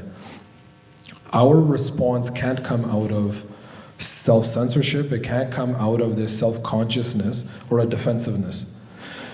ਉਹਨਾਂ ਨੇ ਸਾਨੂੰ ਪਰਿਭਾਸ਼ਿਤ ਕਰਨ ਦੀ ਕੋਸ਼ਿਸ਼ ਕਰਨੀ, ਉਹ ਸਾਡਾ ਦੁਸ਼ਮਣ ਨੇ ਦੁਸ਼ਮਣੀ ਭਗਾਉਣੀ ਹੁੰਦੀ ਆ, ਉਹਨੇ ਸਾਨੂੰ ਘੇਰਨਾ, ਉਹਨੇ ਆਪ ਦਾ ਦਾਇਰਾ ਮਿੱਥ ਲਿਆ ਵੀ ਜਾਂ ਤੁਸੀਂ ਅੱਤਵਾਦੀ ਹੈਗੇ ਆ ਜਾਂ ਤੁਸੀਂ ਬੀਬੇ ਪੁੱਤ ਬਣ ਕੇ ਤੁਸੀਂ ਨਾਗਰਿਕ ਹੋ ਸਕਦੇ ਆ। ਕਈ ਵਾਰ ਜਦੋਂ ਆਪਾਂ ਜਵਾਬ ਦੇਣ ਲੱਗ ਪੈਂਦੇ ਆ ਵੀ ਨਹੀਂ ਆਪਾਂ ਅੱਤਵਾਦੀ ਨਹੀਂ ਹੈਗੇ, ਆਪਾਂ ਐਕਸਟ੍ਰੀਮਿਸਟ ਨਹੀਂ ਹੈਗੇ, ਆਪਾਂ ਖਾਲਿਸਤਾਨੀ ਨਹੀਂ ਹੈਗੇ, ਆਪਾਂ ਪੀਸਫੁਲ ਹੈਗੇ ਆ ਜਾਂ ਉੱਦਾਂ ਆਪਾਂ ਡੈਮੋਕ੍ਰੈਟਿਕ ਸਿੱਖ ਹੈਗੇ ਆ, ਉਹਨਾਂ ਨੇ ਆਲਰੇਡੀ ਤੁਹਾਨੂੰ ਆਪਦੇ ਚੌਖੜੇ ਦੇ ਵਿੱਚ ਉਹਨਾਂ ਨੇ ਸਾਨੂੰ ਕੈਦ ਕਰ ਲਿਆ। We have to be able to transcend that, and when we're responding, the tone of that response needs to be rooted in ਅਣਖ। ਆਪਾਂ ਜਿਵੇਂ ਦੇ ਆਪਾਂ ਹੈਗੇ ਆ। We don't need to try to defend ourselves or justify ourselves and explain our existence. We need to be in this world. ਸਿੱਖ ਹੋ ਕੇ ਇਸ ਜ਼ਿੰਦਗੀ ਦੇ ਵਿੱਚ ਆਪਾਂ ਜਿਉਈਏ। ਜਿਹੜਾ ਆਪਣਾ ਸੰਘਰਸ਼ ਹੈਗਾ ਉਹਦਾ ਨਿਸ਼ਾਨਾ ਆ ਤੇ ਉਹ ਜਿਹੜਾ ਰਾਹ ਹੈਗਾ ਇਹੀ ਆ ਵੀ ਆਪਾਂ ਮਹਾਰਾਜ ਦੀ ਸ਼ਰਨ 'ਚ ਆਪਾਂ ਜੀਣਾ, ਮਹਾਰਾਜ ਦੀ ਸ਼ਰਨ 'ਚ ਆਪਾਂ ਮਰਨਾ। ਸਾਡੇ ਸਿੱਖ ਵਾਸਤੇ ਆਹੀ ਕੁਛ ਆ, ਇਸ ਤੋਂ ਇਲਾਵਾ ਉਰੇ ਪਰੇ ਕੁਛ ਵੀ ਨਹੀਂ ਹੈਗਾ। ਸੋ ਆਪਾਂ ਇਹ ਗੱਲ ਨੂੰ ਪੱਲੇ ਬੰਨ੍ਹ ਲਈਏ and start moving forward in that way, and this idea that we can't expect anything from anybody else. ਆਪਣੀਆਂ ਜਿਹੜੀਆਂ ਸੁਤੰਤਰ ਸੰਸਥਾਵਾਂ ਹੈਗੀਆਂ, that is the only way forward of actually building our own institutions, and that's going to start from initiative. When we actually start walking on this path. ਹੁਣ ਜਿੰਨੇ ਵੀ ਆਪਾਂ ਇੱਥੇ ਹੈਗੇ ਆ, ਮਹਾਰਾਜ ਨੇ ਸਾਰੇ ਨੂੰ ਇੱਕ ਮੁਹਾਰਤ ਬਖਸ਼ਿਸ਼ ਕੀਤੀ ਆ। Everybody has a certain skill set, a certain interest, and there's a gap in institutions or Panthik Seva. And where those two things overlap is where everybody needs to focus. Not all of us are going to do the same thing, and none of us can do everything. We need people with proficiency in certain skill sets in certain areas to function. Ek paase tusi apna ਮੰਨ ਲਓ ਜਿਹੜੀ ਆਪਣੀ ਜ਼ਿੰਮੇਵਾਰੀ ਹੈਗੀ ਆ। Start walking on that path and we start to see this idea of parallel movements, parallel institutions and structures that work kind of cohesively and towards each other. So I think the crux of what I want to say and the main thing is initiative. ਮਹਾਰਾਜ ਦੇ ਚਰਨਾਂ 'ਚ ਅਰਦਾਸ ਕਰਕੇ ਤੁਰਨ ਲੱਗ ਪਵੋ। Everything else kind of flows out of that. ਮੈਂ ਵੀ ਬਸ ਇਹਨੂੰ ਰੀਇਟਰੇਟ ਹੀ ਕਰੂੰਗਾ ਕਿ ਜੇ ਸਿੱਖਾਂ ਨੂੰ ਕੁਝ ਬਚਾ ਸਕਦਾ ਤਾਂ ਉਹ ਸਿੱਖੀ ਬਚਾ ਸਕਦੀ ਹੈ। ਸੋ ਜੇ ਆਪਾਂ ਪੰਥ ਵਾਸਤੇ ਕੁਝ ਕਰਨਾ ਚਾਹੁੰਦੇ ਹਾਂ ਤਾਂ ਉਹ ਗੁਰਮਤਿ ਦੇ ਜਿਹੜੇ ਅਸੂਲ ਨੇ, ਸਿੱਖੀ ਜਿਹੜੀ ਹੈਗੀ ਉਹ ਸਾਡੇ ਆਪਣੇ ਵਿੱਚ ਹੋਣੀ ਚਾਹੀਦੀ, ਸਾਡੇ ਘਰਾਂ 'ਚ ਹੋਣੀ ਚਾਹੀਦੀ ਹੈ। ਅਤੇ ਇਸ ਦੇ ਨਾਲ ਹੀ ਸਾਡੇ ਸਾਹਮਣੇ ਜਿਹੜਾ ਚੈਲੰਜ ਹੈਗਾ ਉਹ ਵੀ ਸਾਨੂੰ ਸਮਝਣ ਦੀ ਲੋੜ ਹੈਗੀ ਆ। ਮੈਨੂੰ ਯਾਦ ਆ ਜਦੋਂ ਅਸੀਂ ਪ੍ਰੋਜੈਕਟ ਕਰਦੇ ਹੁੰਦੇ ਸੀ ਤਕਰੀਬਨ ਮਤਲਬ 10 ਸਾਲ ਪਹਿਲਾਂ, ਕਿ ਜਿਸ ਤਰ੍ਹਾਂ ਕੰਮ ਚੱਲ ਰਿਹਾ ਆ ਹੁਣ ਸ਼ਾਇਦ ਇਹ ਗੱਲ ਕੌੜੀ ਲੱਗੇ ਕਿ ਜਿਹੜੀ ਮੇਰੀ ਜਨਰੇਸ਼ਨ ਹੈਗੀ ਆ ਨਾ, ਜਿਹੜੇ ਇੱਥੇ ਦੇ ਜੰਮਪਲ ਹੈਗੇ ਆ, ਉਹ ਗੁਰਦੁਆਰਿਆਂ ਤੋਂ ਹੌਲੀ ਹੌਲੀ ਸਹਿਜੇ ਸਹਿਜੇ ਟੁੱਟ ਰਹੀ ਆ ਜਨਰੇਸ਼ਨ। ਮਤਲਬ ਵਿਆਹ ਸ਼ਾਦੀਆਂ ਵਾਸਤੇ ਜਾਣਾ, ਕੋਈ ਸਪੈਸ਼ਲ ਫੰਕਸ਼ਨ ਵਾਸਤੇ, ਪਰ ਜਿੱਦਾਂ ਇੱਕ ਧੁਰਾ ਬਣਦਾ ਨਾ ਕਮਿਊਨਿਟੀ ਦਾ, ਉਹ ਸਾਡੀ ਜਨਰੇਸ਼ਨ ਜਿਹੜੀ ਇੱਥੇ ਦੀ ਜੰਮਪਲ ਹੈਗੀ ਆ ਉਹ ਇਸ ਤਰ੍ਹਾਂ ਮਤਲਬ ਘੱਟ ਰਿਹਾ ਸੀ। ਅਤੇ ਸਾਨੂੰ ਇਸ ਤਰ੍ਹਾਂ ਲੱਗ ਰਿਹਾ ਸੀ ਕਿ ਸ਼ਾਇਦ ਸਾਡੀ ਜ਼ਿੰਦਗੀ ਦੇ ਵਿੱਚ ਉਹ ਸਮਾਂ ਆਵੇ ਜਿਸ ਤਰ੍ਹਾਂ ਚਰਚ ਬੰਦ ਹੋ ਰਹੇ ਨੇ ਨਾ, ਸ਼ਾਇਦ ਇਸ ਤਰ੍ਹਾਂ ਸਾਨੂੰ ਗੁਰਦੁਆਰੇ ਵੀ ਦਿਸਣ। ਹੁਣ ਮੈਨੂੰ ਉਮੀਦ ਨਹੀਂ ਰਹੀ ਕਿਉਂਕਿ ਜਿੰਨੀ ਇੱਥੇ ਨੌਜਵਾਨਾਂ ਦੀ ਪੋਪੂਲੇਸ਼ਨ ਆਈ ਆ ਨਾ ਪਿਛਲੇ ਮਤਲਬ 5 ਸਾਲਾਂ ਦੇ ਵਿੱਚ, ਹੁਣ ਗੁਰਦੁਆਰੇ ਮਤਲਬ ਵਨਸ ਅਗੇਨ ਇੱਕ ਕਮਿਊਨਿਟੀ ਹੱਬ ਬਣ ਚੁੱਕੇ ਨੇ। ਸਾਡੀ ਆਦਤ ਹੈ ਐਜ਼ ਅ ਕਮਿਊਨਿਟੀ, ਸਾਨੂੰ ਮਤਲਬ ਇਹ ਗੁਰਮਤਿ 'ਚ ਵੀ ਮਿਲਦਾ ਹੈ ਕਿ ਕਿੱਥੇ ਪਹਿਲੀ ਜਗ੍ਹਾ ਜਿਹੜੀ ਜਾਣਾ ਹੈ ਉਹ ਗੁਰਦੁਆਰਾ, ਜੇ ਗੁਰਦੁਆਰਾ ਹੈ ਨਹੀਂ ਤਾਂ ਗੁਰਦੁਆਰਾ ਉੱਥੇ ਉਸਾਰੋ, ਬਹੁਤ ਚੰਗੀ ਗੱਲ ਆ। ਬਟ ਇੱਕ ਕੈਲਕੂਲਸ ਆ। ਸੋ ਮੈਂ ਤੁਹਾਨੂੰ ਐਗਜ਼ਾਮਪਲ ਦੇ ਦਿੰਦਾ ਕਿ ਜਿਹੜੇ ਬਜ਼ੁਰਗਾਂ ਨੇ ਪਹਿਲਾਂ 1984 ਦੇ ਵਿੱਚ ਜਿਹੜੇ ਐਕਟਿਵ ਸੀਗੇ ਨਾ, ਉਹਨਾਂ ਦੇ ਜਿਹੜੇ ਆਪਾਂ ਬੱਚੇ ਦੇਖਦੇ ਹਾਂ, ਉਹਨਾਂ ਦੇ ਗ੍ਰੈਂਡ ਚਿਲਡਰਨ ਦੇਖਦੇ ਹਾਂ, ਇਹ ਰੇਅਰ ਨਹੀਂ ਹੈਗਾ ਕਿ ਉਹ ਸਿੱਖੀ ਤੋਂ ਬਾਹਰ ਹੋ ਚੁੱਕੇ ਨੇ। ਇਹ ਸਾਡੇ ਵਾਸਤੇ ਇੱਕ ਇੰਨੀ ਵੈਲਕਮਿੰਗ ਜਗ੍ਹਾ ਨਹੀਂ ਹੈਗੀ ਕਿ ਸਾਡੀ ਆਈਡੈਂਟੀਟੀ ਇੱਥੇ ਪ੍ਰੀਜ਼ਰਵ ਹੋਊਗੀ, ਆਪਣੇ ਆਪ ਹੀ ਹੋ ਜਾਣਾ। ਕਿਉਂਕਿ ਜਿਹੜਾ ਇੱਥੇ ਆਉਂਦਾ ਹੈ, ਪੰਜਾਬੀ ਬੋਲਦਾ ਆ, ਪੰਜਾਬੀ ਸਮਝਦਾ ਆ, ਪੰਜਾਬੀ ਲਿਖਦਾ, ਸਭ ਕੁਛ ਠੀਕ ਹੈ। ਜਿਹੜੀ ਮੇਰੀ ਜਨਰੇਸ਼ਨ ਆ, ਅਸੀਂ ਪੰਜਾਬੀ ਸਮਝਦੇ ਹਾਂ, ਅਸੀਂ ਬੋਲਦੇ ਟੁੱਟੀ ਫੁੱਟੀ ਹਾਂ। ਜਿਹੜੇ ਮੇਰੇ ਤੋਂ ਬਾਅਦ ਤੀਸਰੀ ਜਨਰੇਸ਼ਨ ਆ, ਉਹ ਥੋੜ੍ਹੀ ਬਹੁਤੀ ਪੰਜਾਬੀ ਸਮਝਦੀ ਆ, ਬੋਲਣੀ ਉਹਨਾਂ ਵਾਸਤੇ ਔਖੀ ਹੈ। ਅਤੇ ਜਿਹੜੀ ਚੌਥੀ ਆ, ਨਾ ਉਹ ਸਮਝਦੀ ਆ ਨਾ ਉਹ ਬੋਲਦੀ ਹੈ। ਇਹ ਵੈਂਕੂਵਰ 'ਚ ਸਾਨੂੰ ਜ਼ਿਆਦਾ ਦਿਸਦਾ ਹੈ। ਸੋ ਇੱਕ ਤਰ੍ਹਾਂ ਦਾ ਇਸ ਤਰ੍ਹਾਂ ਉਹਨਾਂ ਨੇ ਇੱਕ, ਮੈਂ ਕਹਿ ਸਕਦਾ ਕੈਲਕੂਲੇਸ਼ਨ ਹੀ ਕੀਤਾ ਆ ਕਿ ਇਹਨਾਂ ਦੇ ਵਿੱਚ ਸਿੱਖੀ ਜਦੋਂ ਖਤਮ ਹੋ ਗਈ ਤਾਂ ਖਾਲਿਸਤਾਨ ਦੀ ਗੱਲ ਕਿਹਨੇ ਕਰਨੀ ਹੈ। ਸੋ ਸਾਡੀ ਕਮਿਊਨਿਟੀ ਸਿੱਖੀ ਨੂੰ ਪ੍ਰੀਜ਼ਰਵ ਕਰਨ ਵਾਸਤੇ, ਸਿੱਖੀ ਨੂੰ ਵਧਾਉਣ ਵਾਸਤੇ, ਪ੍ਰਚਾਰ ਕਰਨ ਵਾਸਤੇ ਕਿਹੜੀਆਂ ਇੰਸਟੀਟਿਊਸ਼ਨਾਂ, ਕਿਹੜੇ ਉਪਰਾਲੇ ਅਸੀਂ ਕਰ ਰਹੇ ਹਾਂ। ਸੋ ਇਹ ਬਹੁਤ ਜ਼ਿਆਦਾ ਜ਼ਰੂਰੀ ਹੈ। ਹੁਣ ਜਿੱਦਾਂ ਪ੍ਰਚਾਰਕ, ਜਦੋਂ ਕੋਵਿਡ ਦਾ ਸਮਾਂ ਚੱਲਿਆ ਸੀ, ਗੁਰਦੁਆਰੇ ਨੂੰ ਸਭ ਤੋਂ ਜ਼ਿਆਦਾ ਪਤਾ ਹੈ ਕਿ ਪ੍ਰਚਾਰਕ ਇੱਥੇ ਆਉਣੇ ਬੰਦ ਹੋ ਗਏ ਸੀ। ਗੁਰਦੁਆਰਿਆਂ ਦਾ ਕੰਮ ਬਹੁਤ ਔਖਾ ਚੱਲਣ ਲੱਗ ਪਿਆ ਸੀ। ਮਤਲਬ ਵੱਡੇ ਵੱਡੇ ਗੁਰਦੁਆਰੇ ਕਹਿੰਦੇ ਸੀ ਕਿ ਸਾਡੇ ਇਨਫ ਰਾਗੀ ਨਹੀਂ ਹੈਗੀ, ਅਸੀਂ ਪ੍ਰੋਗਰਾਮ ਚਲਾ ਸਕੀਏ। ਅਤੇ ਕੈਨੇਡੀਅਨ ਸਰਕਾਰ ਨੇ ਉਸ ਟਾਈਮ 'ਤੇ ਇਹ ਜਵਾਬ ਦਿੱਤਾ ਸੀ ਕਿ ਤੁਸੀਂ ਇੱਥੇ ਇੰਨੇ ਵਸਦੇ ਹੋ, ਤੁਸੀਂ ਆਪਣੇ ਵਿੱਚੋਂ ਕਿਉਂ ਨਹੀਂ ਤਿਆਰ ਕਰਦੇ। ਅਤੇ ਇਹਦਾ ਜਵਾਬ ਇਹੀ ਸੀ ਕਿ ਸਾਡੇ ਕੋਲ ਕੋਈ ਇਨਫਰਾਸਟਰਕਚਰ ਨਹੀਂ ਹੈਗਾ। ਜਿਹੜਾ ਪ੍ਰਚਾਰ ਦੀ ਲਾਈਨ ਦੇ ਵਿੱਚ ਕੋਈ ਜਾਂਦਾ ਹੈ, ਉਹੀ ਜਾਂਦਾ ਹੈ ਜਿਹਦਾ ਮਤਲਬ ਕੋਈ ਯੂਨੀਕ ਹੋਵੇ ਜਾਂ ਬਾਕੀ ਦਰਵਾਜ਼ੇ ਉਹਦੇ ਵਾਸਤੇ ਬੰਦ ਹੋਣ। ਇਹ ਰਿਐਲਿਟੀ ਆ ਸਾਡੇ ਵਾਸਤੇ। ਸੋ ਖਾਲਿਸਤਾਨ ਦੀ ਗੱਲ ਕਰਨਾ ਬਹੁਤ ਜ਼ਰੂਰੀ ਹੈ, ਪਰ ਸਿੱਖੀ ਨੂੰ ਪ੍ਰਚਾਰਨਾ, ਸਿੱਖੀ ਨੂੰ ਇੱਥੇ ਹੋਰ ਮਜ਼ਬੂਤ ਕਰਨਾ ਅਤੇ ਜਿਹੜੀ ਆਉਣ ਵਾਲੀ ਜਨਰੇਸ਼ਨ ਉਸ ਨੂੰ ਸੰਭਾਲਣਾ, ਇਹ ਸਾਡੇ ਵਾਸਤੇ ਇੱਕ ਬਹੁਤ ਵੱਡੀ ਚੁਣੌਤੀ ਹੈ। ਅਤੇ ਹਾਲੇ ਇਸ ਵਾਸਤੇ ਸਾਡਾ ਇਨਫਰਾਸਟਰਕਚਰ ਨਹੀਂ ਤਿਆਰ। ਸੋ ਇਸ ਬਾਰੇ ਐਜ਼ ਅ ਕਮਿਊਨਿਟੀ ਸਾਨੂੰ ਬੜੀ ਮਤਲਬ ਅਰਜੈਂਟ ਲੈਵਲ ਦੇ ਉੱਤੇ ਸੋਚਣ ਦੀ ਲੋੜ ਹੈਗੀ ਹੈ। We want to fight foreign interference and start thinking more like a nation. One easy, quick thing is support and invest in the institutions that we already have as a community. Our success will come out of our own institutions. Don't expect anything from government. Don't expect anything from anyone that's third party to the community. Don't expect folks from other communities to save us. Don't expect institutions that may exist that touch upon the issues we're talking about will serve us. Have no expectation on any of that. We have to build our own institutions. We have to invest our time, effort, and money in our own institutions. And we have to make sure they're strong, because if those are robust, then we have a fighting chance as a nation. To Prabhjot's point, not to self-censor us, not to kind of talk within the parameters that are given to us, not to operate with terms that are defined for us. That only happens if we have strong foundations and that we can fearlessly advocate for ourselves. So, just on this, at this table right now, amongst the four of us, I think, we've all come from institutions that are our own. And I think that's what's really important, and that we offer opportunities to our youth through our institutions as well. And I think I understand the WSO obviously much more. That's where I spent a lot of my own time, and folks like Balpreet Singh are a testament to making sure that our organizations, our advocacy organizations in this instance, change and reflect the communities it's serving. And so it would, again, I'll just give the WSO example of our own institution where, what is it now? More than half of the board is female. The average age is under 40 at this point. There's a good mix of folks that are born and raised here and folks that are born and raised in Punjab. And so if you build robust institutions and you invest your time and energy to do that, that wasn't easy. Changing the board or the dynamics within WSO as it's grown over the last 30, 40 years. But if you're willing to put that time and effort into it, you build incredibly strong, very strong institutions that act are seen as a model for organizations across the world. Panth-Punjab, the kind of scholarly work that's coming out of Panth-Punjab and many other organizations are, again, something that I wish I could read when I was a kid. Like, none of that existed. Like, it didn't exist. That was in an accessible way. But we start putting our own work out, we start writing for ourselves. That's really powerful.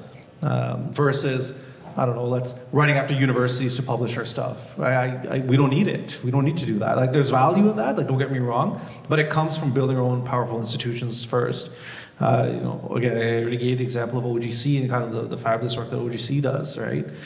So I guess Baaz, again, like a media outlet that speaks for the community, that does investigatory work for the community, that writes for the community, that produces op-eds for the community, does original reporting for the community. Like, stuff like that didn't exist before, but if we start investing in our own institutions, the outcomes are very powerful, and that gives us a fighting chance to fight something like foreign interference in this country. Because government's not going to, even if they're aware of it, they're not going to do anything until you force them to. We brought up Hardeep Singh example quite a few times. The only reason politicians or government felt compelled to actually say something is because the community made noise about it. They forced government to say something. That didn't come naturally by itself. That took monumental effort from various different groups, institutions, stakeholders within the community to force the government to do something. To the point where they had to do a photo op of them sitting around the minister, like a week after, like, we're taking this seriously, believe us. That happens because community forced them to do that. And I think we're a little bit more aware of that because we've had the hard conversations like, what the hell, you're not doing anything, right? And so that, I think, if we want to start thinking as a nation, it's what makes nations. A lot of it is also like institutions that are built and serve the community. And so I think we have to make sure we hold on tight to what we have, because that pays huge dividends that we're not even aware of that are going to come down the line. Just the second round of questions that we had, I'll just combine them into one, and then we can also move to closing remarks as you guys finish your responses. The second set of questions is more so on how do we make it painful for politicians, as you had mentioned, and also how do we tackle increasing interference in the nomination process and things like that, be it leadership nominations, local nominations, and things like that. And then also for individuals that are part of local organizations and institutions, how can they stay more vigilant for foreign interference if they've especially made mistakes in the past, given local like the Indian-backed organization somehow weaseling their way into community programming and stuff like that. How can they stay vigilant, and how can we tackle this more locally? That's overall it. And if you guys so do your closing remarks, please. Yeah, okay, I'll try to answer that in the order that was asked. How do we make it more painful? I like to pat myself on the back for being a very painful guy to work, to deal with, for especially politicians. What I found is that it starts with understanding the issue, educating yourself on the issue, talking to folks within community, and have the bearings to be able to firmly stand on your 2 feet and challenge decision makers and government officials and politicians in a way that you don't start weaseling yourself. So it starts with a strong conviction and understanding of the issues. That is, look, at the end of the day, politicians, as a community, we formed a bad habit, which I think has changed a little bit over the last little while. But we formed a bad habit of putting politicians on like a pedestal of some sort, right? Like celebrating politicians, like holding it up as like this amazing thing. At the end of the day, their whole job is to act as a liaison between the bureaucracy of government and the public. That's all it is. Like their whole job is to be servants to residents and citizens. And I think if we just readjust our compass to that again and understand what the North is on this, is that as a community, the power is with us. We are powerful. And politicians only have the appearance of powerful as long as they feel, as it's seen that they have support from community. And so if you want to make it painful for politicians, it's not being shy to voice your opinion. It's not being worried about losing access of some sort. Now, this is I'm simplifying it to a huge extent, but at the end of the day, don't be sycophants, right? Like, don't just think you have to be nice to these guys for just to be close to power of some sort. It doesn't amount to anything. You get nothing. Right? Unless you start banging at the door and forcing action. Shame is a powerful tool, quite frankly. If they're failing community, don't be afraid to shame them. And again, a public safety terror report is a perfect example of we progressively got to, okay, it's time to shame them. Right? And obviously that doesn't happen. That shouldn't be your first response, because that's bad faith as well. But if dialogue fails, if advocacy is not going anywhere, if they're refusing to listen to you, then you're left with nothing but the power of shame. And that can work on a multitude of different issues. Balper Singh could probably speak about this a little bit, but we're talking about the topic of foreign interference, but just another example. When the city of Toronto was essentially going against our accommodation laws in this country, enforcing, I believe it, they started wearing security guards, it was the beard issue, whatever, those are some issue. Until we actually went to media and made an issue out of it, the government, the municipal government at the time, refused to do anything about it. After we went to media, we made it a big issue, we pushed the issue all the way to the end, we got the accommodation, all of a sudden you saw from MPs to city councilors stand up and try to take credit for it. It really only happened because we shamed everyone, right? And so that's just like a very small example that also then at the national level, why was the only reason where you got some response from MPs on Bhai Hardeep Singh Nijjar's death after the fact was because community forced it. So don't be afraid of using the power you have as a citizen to demand action out of your politicians. And they may hate you for it, they might get offended, you might hurt their egos. At the end of the day, that's their job. Like, their job is to be a liaison for community to government decision making. As far as like nominations go, elections go, and making sure we have good people running, I don't want to be doom and gloom about it, that it's having elected officials is a pointless exercise. It's not. We need to make sure we have good people running. We need to make sure we have good people running in nominations. We need to make sure that we have good people considering life as an elected official.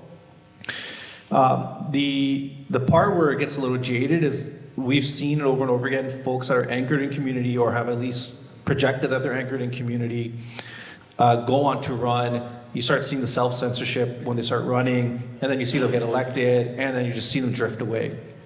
And we've seen this over and over again, multiple jurisdictions, multiple levels of government.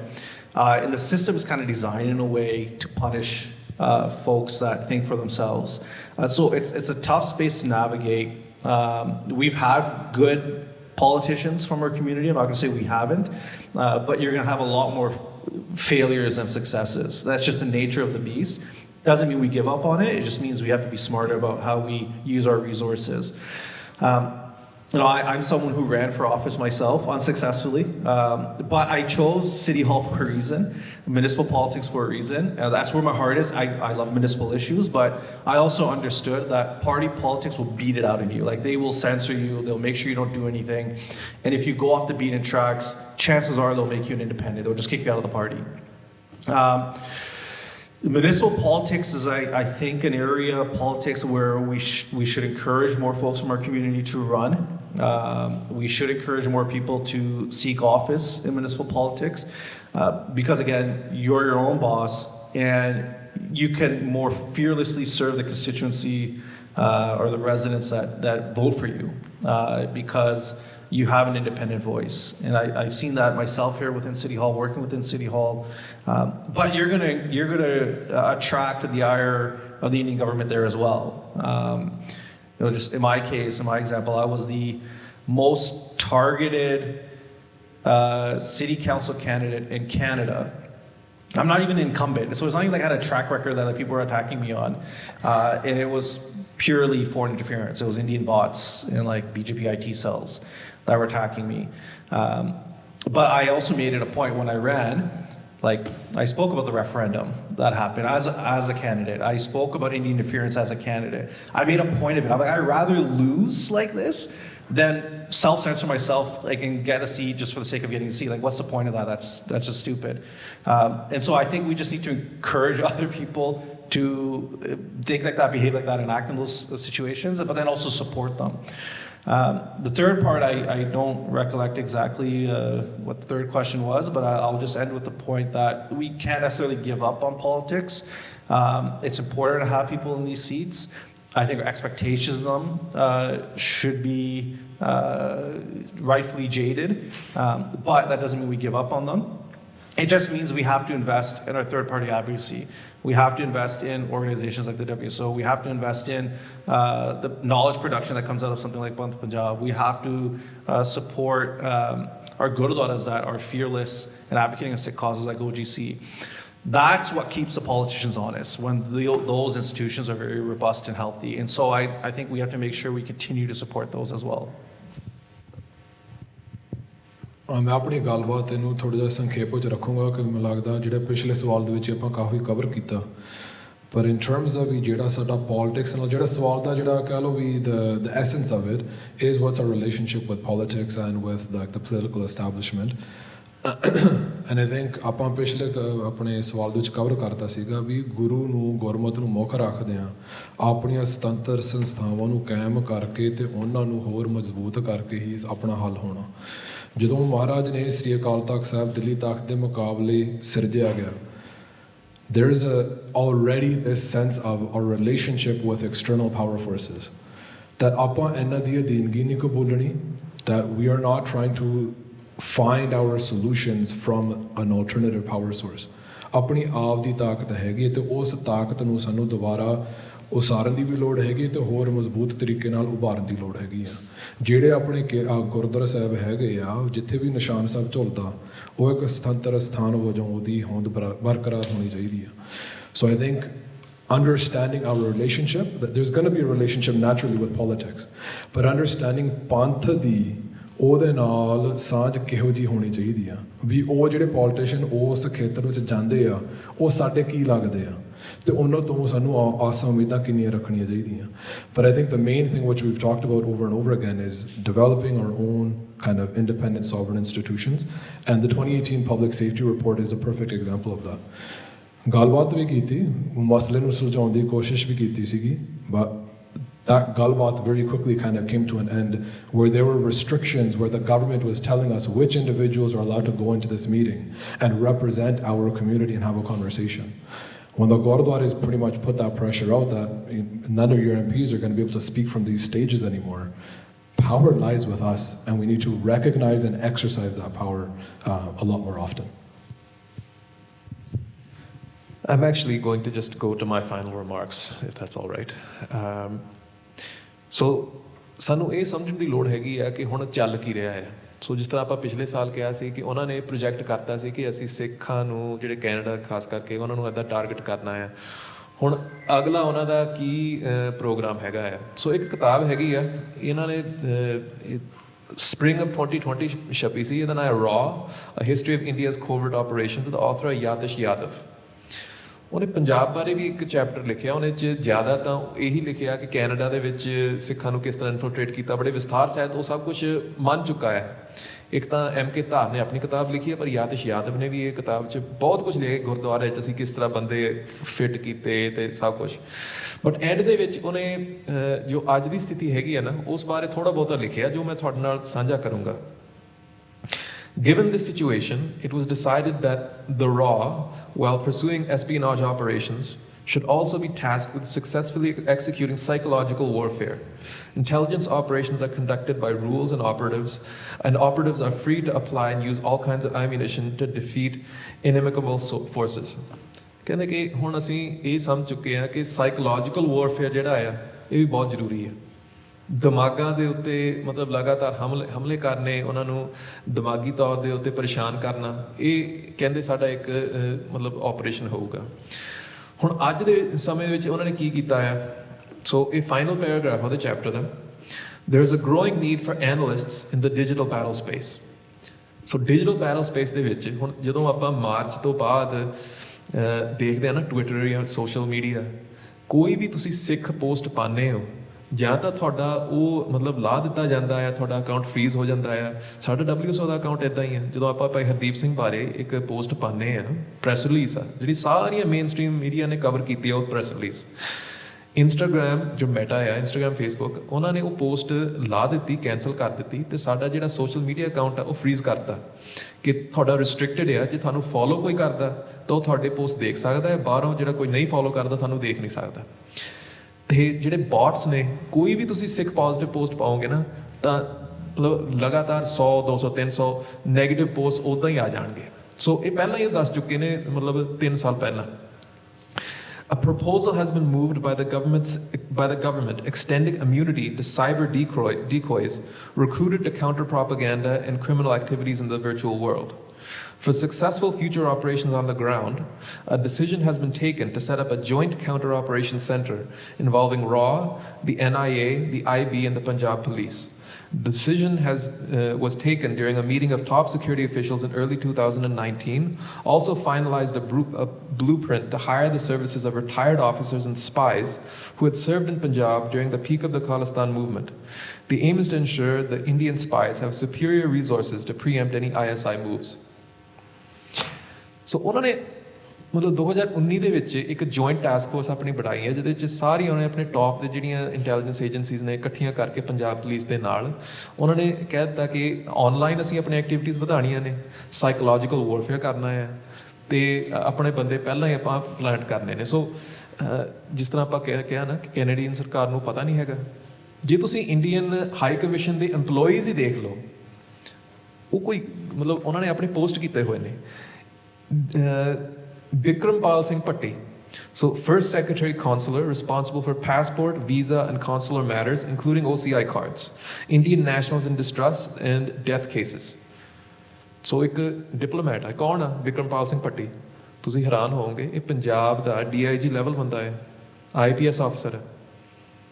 Punjab ਦਾ DIG level ਦਾ ਅਫਸਰ Ottawa ਦੇ ਵਿੱਚ ਬੈਠਾ ਆ, ਤੇ ਉਹਨੂੰ consular official ਬਣਾਇਆ for passport, visa and consular matters, Indian nationals in distress and death cases. ਕਿਸ ਕੈਨੇਡੀਅਨ ਸਰਕਾਰ ਨੂੰ ਪਤਾ ਨਹੀਂ ਹੈਗਾ? ਇੱਕ ਹੋਰ ਹੈਰਾਨੀ ਵਾਲੀ ਗੱਲ ਮੈਂ ਤੁਹਾਨੂੰ ਦੱਸਦਾ। ਚਲੋ ਫਲੋਰ, ਜਲੰਧਰ, ਅੰਮ੍ਰਿਤਸਰ ਦੇ ਵਿੱਚ ਉਹ ਪੋਸਟਡ ਰਿਹਾ ਆ, ਕਾਊਂਟਰ ਇੰਟੈਲੀਜੈਂਸ ਦੇ ਵਿੱਚ ਵੀ ਰਿਹਾ ਆ, ਪਰ 2018 ਦੇ ਵਿੱਚ ਉਹਦੇ ਤੇ ਕੇਸ ਚੱਲਿਆ ਸੀ। ਕਾਹਦਾ ਕੇਸ ਚੱਲਿਆ ਸੀ ਕਿ 2011 ਦੇ ਵਿੱਚ ਉਹਨੇ ਟੌਰਚਰ ਕੀਤਾ ਸੀ ਕਿਸੇ ਤੇ, ਉਹ ਤੇ ਕੇਸ ਚੱਲਿਆ। ਇੱਕ ਤਾਂ ਇਹੋ ਜਿਹਾ ਬੰਦਾ ਕੈਨੇਡਾ 'ਚ ਵੜ ਹੀ ਨਹੀਂ ਸਕਦਾ, ਜੇ ਤੇ ਟੌਰਚਰ ਦੇ ਐਲੀਗੇਸ਼ਨਸ ਹੋਣ ਉਹ ਵੜ ਕਿੱਦਾਂ ਸਕਦਾ? ਦੂਸਰਾ, ਕੈਨੇਡੀਅਨ ਸਰਕਾਰ ਅੰਨੀ ਆ, ਉਹਨਾਂ ਨੂੰ ਪਤਾ ਨਹੀਂ ਹੈਗਾ ਕਿ ਪੰਜਾਬ ਪੁਲਿਸ ਦਾ DIG ਲੈਵਲ ਬੰਦਾ ਇੱਥੇ ਪਾਸਪੋਰਟ ਇਸ਼ੂ ਕਰਨ ਆ ਰਿਹਾ ਆ। ਸਾਨੂੰ ਮੂਰਖ ਸਮਝਦੇ ਆ, ਪਰ ਅਸੀਂ ਨੋਟਿਸ ਨਹੀਂ ਕਰਦੇ। ਸੋ ਉਹ ਆਪਣਾ ਪ੍ਰੋਗਰਾਮ ਚਲਾ ਰਹੇ ਨੇ, ਤੇ ਉਹਨਾਂ ਦਾ ਜਿਹੜਾ ਮੀਡੀਆ ਆਪਾਂ ਜਦੋਂ ਮੋਨੀਟਰ ਕਰ ਰਹੇ ਹਾਂ ਨਾ, ਤਾਂ ਪਿਛਲੇ ਸਾਲ ਤੋਂ ਇਹਨਾਂ ਨੇ ਇਹ ਨੈਰੇਟਿਵ ਬਣਾਤਾ, Khalistan equals gangs equals drugs equals Pakistan. ਤੇ ਜਿਹੜੇ ਪੰਜਾਬ ਦੇ ਗੈਂਗ ਨੇ ਇੱਥੇ ਆ ਰਹੇ ਨੇ, ਤੇ ਇੱਥੇ ਜਿਹੜੇ ਗੈਂਗਸਟਰ ਨੇ ਉੱਥੇ ਖਾਲਿਸਤਾਨ ਨਾਲ ਲਿੰਕਡ ਹੈਗੇ ਨੇ। ਇਹ ਸਾਰਾ ਨੈਰੇਟਿਵ ਉਹ ਮਤਲਬ ਪੂਰੀ ਤਰ੍ਹਾਂ ਸਿਰ ਚੁੱਕੇ ਨੇ। ਪਰ ਇੱਕ ਹੋਰ ਨੈਰੇਟਿਵ ਜਿਹੜਾ ਉਹਨਾਂ ਨੇ ਹੁਣ ਸਿਰਜਣ ਦੀ ਕੋਸ਼ਿਸ਼ ਕੀਤੀ ਆ ਉਹ ਇਹ ਆ ਕਿ ਸਾਡੇ ਜਿਹੜੇ ਇੱਥੇ ਕੌਂਸਲੇਟ ਨੇ ਉਹ ਇਨ ਥ੍ਰੈਟ ਨੇ, ਇੰਡੀਅਨ ਕੌਂਸਲੇਟਸ ਇਨ ਥ੍ਰੈਟ। ਉਹ ਸਰਾਸਰ ਝੂਠ ਆ। ਉਹ ਸਰਾਸਰ ਝੂਠ ਇਸ ਤਰ੍ਹਾਂ ਕਿ ਉਹਨਾਂ ਨੇ ਖਬਰ ਛਾਪਤੀ ਜੂਨ ਦੇ ਵਿੱਚ ਕਿ 23 ਮਾਰਚ ਨੂੰ ਜਿਹੜਾ ਪ੍ਰੋਟੈਸਟ ਹੋਇਆ ਸੀ ਆਟਵਾ ਨਾਲ, ਉਹਨਾਂ ਨੇ ਕਿਹਾ ਕਿ a mob of Khalistan supporters attacked the Indian High Commission in Ottawa in which 2 grenades were hurled at the building। ਕਿ ਆਟਵਾ ਦੇ ਵਿੱਚ ਖਾਲਿਸਤਾਨੀਆਂ ਨੇ ਮਾਰਚ ਮਹੀਨੇ ਦੇ ਵਿੱਚ 2 ਗ੍ਰੇਨੇਡ ਸਿੱਟੇ ਸਾਡੀ ਐਮਬੈਸੀ ਦੇ ਉੱਤੇ। ਦੱਸੋ, ਗ੍ਰੇਨੇਡ ਜੇ ਸਿੱਟੇ ਹੋਣ ਤਾਂ ਇੱਥੇ ਮੀਡੀਆ ਨੂੰ ਪਤਾ ਨਾ ਲੱਗੂ। ਤੇ ਉਹਨਾਂ ਨੇ ਫਿਰ ਕੀ ਕਿਹਾ, ਕੈਨੇਡੀਅਨ ਸਰਕਾਰ ਨੂੰ ਇਸ ਬਾਰੇ ਕੋਈ ਜਾਣਕਾਰੀ ਨਹੀਂ, ਪਰ ਉਹਨਾਂ ਨੇ ਇਹ ਵੀ ਪਤਾ ਕਰ ਲਿਆ ਕਿ ਕਿਹਨੇ ਇਹ ਕੰਮ ਕੀਤਾ। ਕਹਿੰਦੇ ਅਮਰਜੋਤ ਸਿੰਘ, ਉਹਨਾਂ ਨੇ ਨੇਮ ਕੀਤਾ Amarjot Singh, brother in law of ਭਾਈ ਅਮਰਤਪਾਲ ਸਿੰਘ, ਕਿ ਇਹਨੇ ਇਹ ਕੰਮ ਕੀਤਾ ਹੈ। ਤੇ NIA ਨੇ ਉਹਦੀ ਚਾਰਜ ਸ਼ੀਟ ਕਰਤੀ ਹੈ। ਦੇਖੋ ਇੰਟੀਮੀਡੇਸ਼ਨ ਕਿੱਦਾਂ ਦੀ ਹੈ। ਭਾਈ ਅਮਰਤਪਾਲ ਸਿੰਘ ਆਪਾਂ ਸਾਰੇ ਜਾਣਦੇ ਹਾਂ ਕਿ ਉਹਦੀ ਸਿਸਟਰ ਦਾ ਹਸਬੈਂਡ ਜਿਹੜਾ ਆ ਕੈਨੇਡਾ ਬੇਸਡ ਆ, ਉਹਨੂੰ ਤੁਸੀਂ ਚਾਰਜ ਸ਼ੀਟ ਕਰਤਾ ਕਿ ਤੂੰ 2 ਗ੍ਰੇਨੇਡ ਸਿੱਟੇ ਨੇ। ਸਰਾਸਰ ਝੂਠ। ਪਰ ਇਹ ਮਤਲਬ ਬੇਸ਼ਰਮ ਹੋ ਕੇ ਇਹੋ ਜਿਹਾ ਝੂਠ ਸਿਰਜ ਰਹੇ ਨੇ। ਹੁਣ ਜਿਹੜੇ ਮੰਦਰਾਂ ਦੇ ਵੈਂਡਲਿਜ਼ਮ ਹੁੰਦੇ ਆ, ਮੈਂ OGC ਦਾ ਮਤਲਬ ਧੰਨਵਾਦ ਕਰਦਾ, ਸ਼ਲਾਘਾ ਕਰਦਾ ਕਿ ਉਹਨਾਂ ਨੇ ਇੱਕ ਰਿਵਾਰਡ ਅਨਾਊਂਸ ਕੀਤਾ ਸੀ ਕਿ ਜਿਹਨੇ ਵੀ ਇਹ ਕੰਮ ਕੀਤਾ ਉਸ ਬਾਰੇ ਕੋਈ ਜਾਣਕਾਰੀ ਦੇਊਗਾ ਤਾਂ ਅਸੀਂ ਕੈਸ਼ ਰਿਵਾਰਡ ਦੇਵਾਂਗੇ। ਕਿਉਂ? ਕਿਉਂਕਿ ਸਿੱਖ ਤਾਂ ਇਹੋ ਜਿਹਾ ਕੋਈ ਕੰਮ ਕਰਦਾ ਨਹੀਂ ਹੈਗਾ ਕਿ ਭਾਵੇਂ ਮੰਦਿਰ ਹੋਵੇ ਭਾਵੇਂ ਮਸਜਿਦ ਹੋਵੇ, ਪਹਿਲਾਂ ਸਾਡੀ ਪਰੰਪਰਾ 'ਚ ਹੀ ਨਹੀਂ ਹੈਗਾ, ਅਸੀਂ ਕੁਛ ਨਹੀਂ ਕਹਿੰਦੇ ਇਹੋ ਜਿਹੀ ਜਗ੍ਹਾ ਨੂੰ। ਪਰ ਜਿਹੜਾ ਵੈਂਡਲਿਜ਼ਮ ਵੀ ਆ ਉਹ ਬੜਾ ਅਜੀਬੋ ਗਰੀਬ। ਭਾਵੇਂ ਵਿੰਡਜ਼ਰ ਦੇਖ ਲਓ, ਭਾਵੇਂ ਆਸਟ੍ਰੇਲੀਆ ਦੇਖ ਲਓ, ਭਾਵੇਂ ਬ੍ਰੈਂਪਟਨ ਦੇਖ ਲਓ, ਭਾਵੇਂ ਟੋਰਾਂਟੋ ਦੇਖ ਲਓ, ਮੋਦੀ ਟੈਰਰਿਸਟ BBC। ਇਹਦਾ ਮਤਲਬ ਕੀ ਹੈ ਕਿ ਮੋਦੀ ਟੈਰਰਿਸਟ ਬ੍ਰੈਕਟ BBC ਕਿ ਵੀ ਇੰਟਰਨੈਸ਼ਨਲ ਸਾਡਾ ਇੱਕ ਨਾਰਾ ਬਣ ਚੁੱਕਾ ਹੈ। ਸਾਨੂੰ ਤਾਂ ਪਤਾ ਵੀ ਨਹੀਂ ਇਹਦਾ ਮਤਲਬ ਕੀ ਹੈ। ਇਹਦਾ ਇਹ ਮਤਲਬ ਕੋਈ ਦਿਮਾਗ ਜਿਹੜਾ ਆਇਆ ਉਹਦੇ ਪਿੱਛੇ ਸੇਮ ਆ ਜਿਹੜਾ ਮੈਸੇਜਿੰਗ ਦੇ ਰਿਹਾ ਕਿ ਤੁਸੀਂ ਲਿਖੋ ਉੱਤੇ ਜਾ ਕੇ ਮੰਦਰਾਂ ਤੇ। ਕੌਣ ਕਰ ਰਿਹਾ ਆ? ਹੁਣ ਜਿਹੜੇ ਪੁਲਿਸ ਦੇ ਸੂਤਰ ਨੇ ਉਹਨਾਂ ਨੇ ਹਾਲੇ ਤਾਂ ਬੰਦਾ ਕੋਈ ਫੜਿਆ ਨਹੀਂ। ਉਹ ਆਪ ਤੁਸੀਂ ਪ੍ਰਾਈਵੇਟਲੀ ਉਹਨਾਂ ਨੂੰ ਪੁੱਛ ਲਓ, ਕਹਿਣਗੇ ਕਿ ਵੀ ਸਾਡੇ CCTV ਕੈਮਰਾ ਉਸ ਟਾਈਮ ਤੇ ਚੱਲ ਨਹੀਂ ਸੀ ਰਹੇ। ਬੜੀ ਅਜੀਬੋ ਗਰੀਬ ਗੱਲ ਹੈਗੀ ਹੈ। ਹੁਣ ਆਸਟ੍ਰੇਲੀਆ ਦੇ ਵਿੱਚ ਚੱਲ ਰਿਹਾ ਸੀ ਇੱਕ ਕੈਮਰਾ, ਤੇ ਕੌਣ ਸੀ?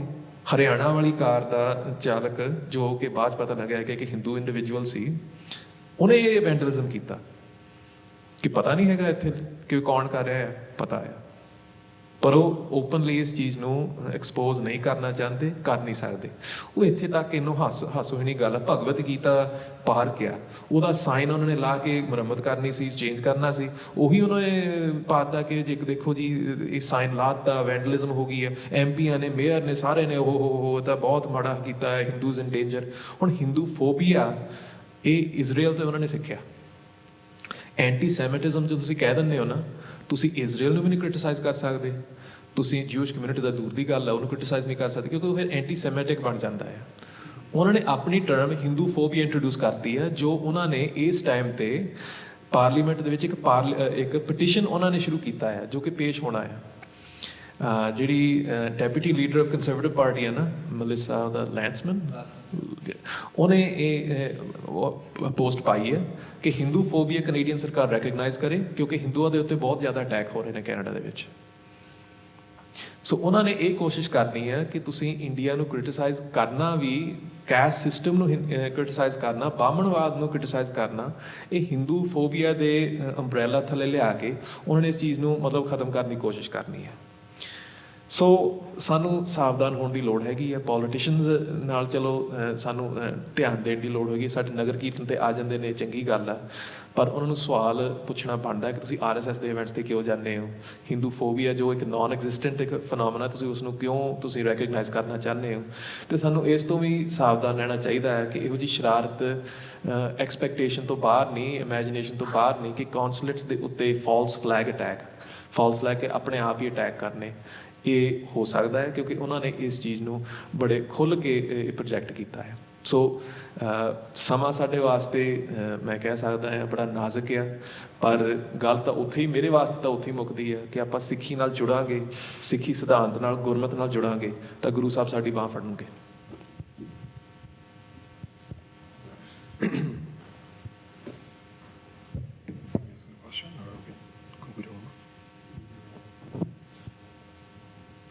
Yeah, so just to reiterate, ਵੀ ਜਿਹੜੇ ਐਗਜ਼ਾਮਪਲ ਯਤੀਸ਼ ਯਾਦਵ ਦੀ ਜਿਹੜੀ ਕਿ ਗੱਲ ਕਹੀ ਗੱਲ ਹੈਗੀ ਆ, ਦਿਸ ਆਈਡੀਆ ਆਫ ਸਾਈਕੋਲੋਜੀਕਲ ਵਾਰਫੇਅਰ, ਜੋ ਕੁਛ ਆਪਾਂ ਪਿਛਲੇ ਕੁਝ ਸਮੇਂ ਤੋਂ ਦੇਖ ਰਹੇ ਹਾਂ ਵੀ ਜਿਹੜਾ ਸ਼ਰੇਆਮ ਭਾਈ ਹਰਦੀਪ ਸਿੰਘ ਨੂੰ, ਭਾਈ ਅਵਤਾਰ ਸਿੰਘ ਖੰਡਿਆਂ ਨੂੰ, ਭਾਈ ਪਰਮਜੀਤ ਸਿੰਘ ਪੰਜਵੜ ਨੂੰ ਸ਼ਰੇਆਮ ਨਿਸ਼ਾਨਾ ਤੇ ਲਿਆਉਣਾ ਤੇ ਜੋ ਕੁਛ ਪੰਜਾਬ ਵਿੱਚ ਚੱਲ ਰਿਹਾ ਫੋਰਨ ਇੰਟਰਫੇਰੈਂਸ ਦੀ ਜਿੰਨੀ ਇੰਟੈਂਸਿਟੀ ਵੱਧ ਰਹੀ ਆ, ਜੇ ਆਪਣੇ ਵਿੰਜ਼ਰ ਆਸਟ੍ਰੇਲੀਆ ਜਗ੍ਹਾ ਜਗ੍ਹਾ ਤੇ ਜਿਹੜੇ ਵੈਂਡਲਿਜ਼ਮ ਖੁਦ ਕਰਵਾ ਕੇ ਆਪਣੇ ਜਿਓਪੋਲਿਟੀਕਲ ਇਸ਼ੂਜ਼ ਆਪਣੇ ਬਣਾਉਣ ਦੀ ਕੋਸ਼ਿਸ਼ ਕਰ ਰਹੇ ਆ, we have to take this situation very seriously.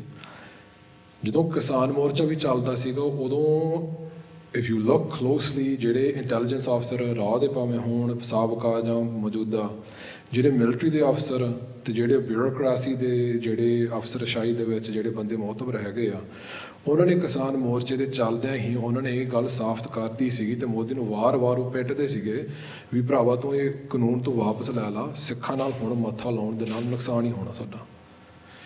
So understanding that our enemy is taking us very, very seriously and is taking us more seriously than we take ourselves sometimes.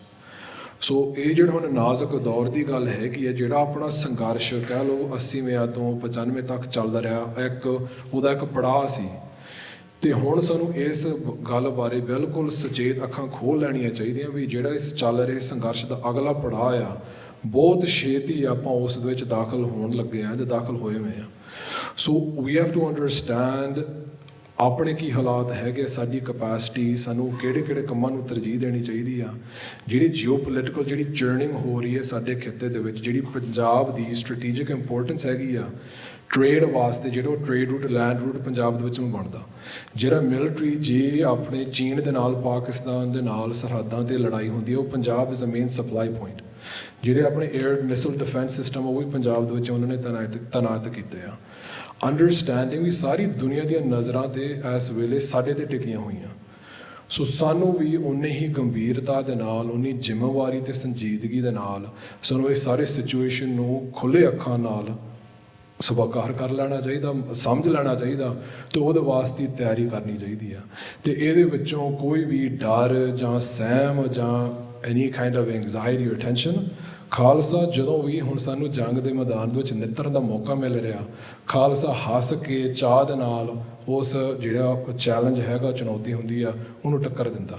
ਸੋ ਸਾਨੂੰ ਇਸ ਮਾਹੌਲ ਦੇ ਵਿੱਚ, ਇਸ ਸਿਚੁਏਸ਼ਨ ਦੇ ਵਿੱਚ, ਇਸ ਮੌਕੇ ਦੇ ਵਿੱਚ ਸਾਨੂੰ ਚਾਹ ਹੋਣਾ ਚਾਹੀਦਾ ਵੀ ਮਹਾਰਾਜ ਨੇ ਸਾਨੂੰ ਇਹੋ ਜਿਹੇ ਸਮੇਂ ਦੇ ਵਿੱਚ ਸਾਨੂੰ ਜਨਮ ਦਿੱਤਾ, ਵੀ ਸਾਨੂੰ ਸਾਡੇ ਸਾਹਮਣੇ ਇੱਕ ਮੌਕਾ ਆਇਆ। ਸੋ ਹੁਣ ਗੱਲ ਇਹੀ ਆ ਵੀ ਉਹ ਸੇਵਾ ਆਪਾਂ ਲੁੱਟਣੀ ਆ ਕਿ ਨਹੀਂ, ਅਤੇ ਗੁਰੂ ਨੂੰ ਮੁੱਖ ਰੱਖ ਕੇ, ਗੁਰੂ ਦੀ ਖੁਸ਼ੀ ਨੂੰ ਮੁੱਖ ਰੱਖ ਕੇ ਆਪਾਂ ਜੋ ਵੀ ਕਰਨਾ ਆਪਾਂ ਬਸ ਵੱਧਦੇ ਰਹੀਏ। So I'll go back to the question you asked at the very beginning. Indian foreign interference is happening in Canada. It's aggressively happening in Canada, from very small incidents to more egregious examples. The Canadian government knows about it. Security agencies know about it. Experts know about it. The opposition parties know about it.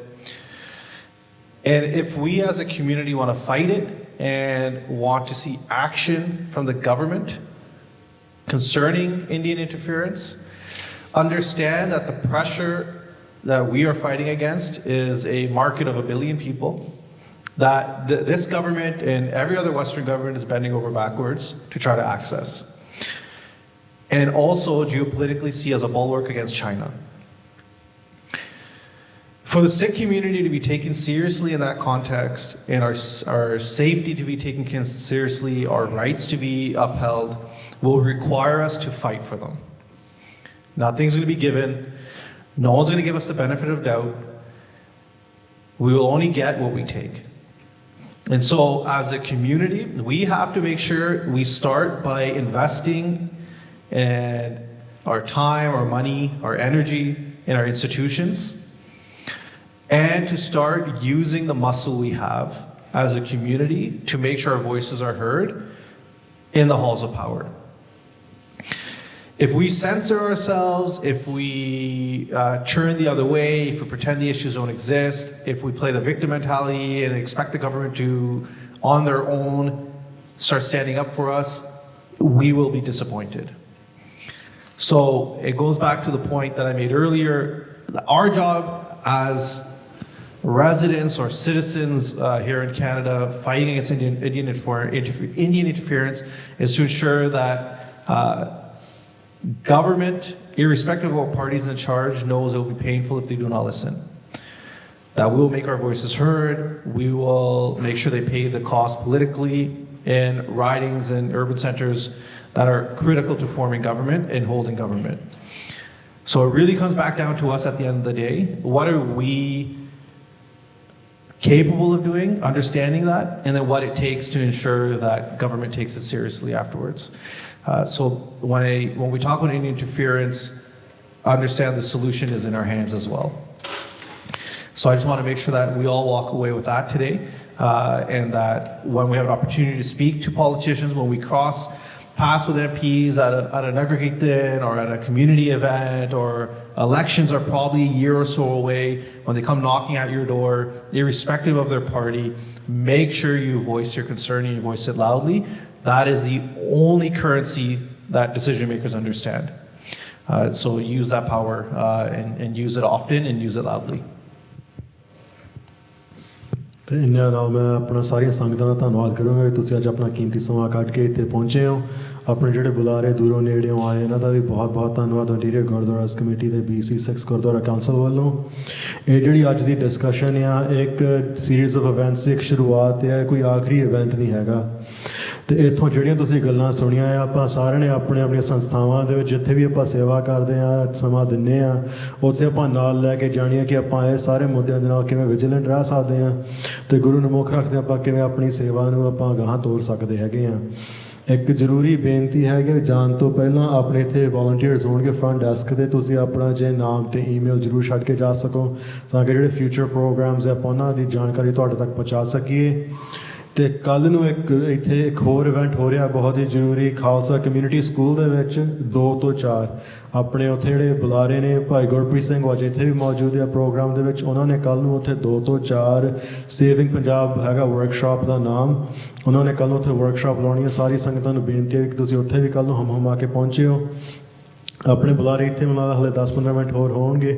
ਜੇ ਕਿਸੇ ਦਾ ਕੋਈ ਸਵਾਲ ਹੈ ਜਿਹੜਾ ਜਵਾਬ ਮਿਲ ਸਕਿਆ, ਤੁਸੀਂ ਉਹਨਾਂ ਨਾਲ ਗੱਲਬਾਤ ਕਰ ਸਕਦੇ ਹੈਗੇ ਹੋ। ਇੰਨੀਆਂ ਕੁ ਬੇਨਤੀਆਂ ਪ੍ਰਵਾਨ ਕਰਨੀਆਂ। ਵਾਹਿਗੁਰੂ ਜੀ ਕਾ ਖਾਲਸਾ, ਵਾਹਿਗੁਰੂ ਜੀ ਕੀ ਫਤਿਹ।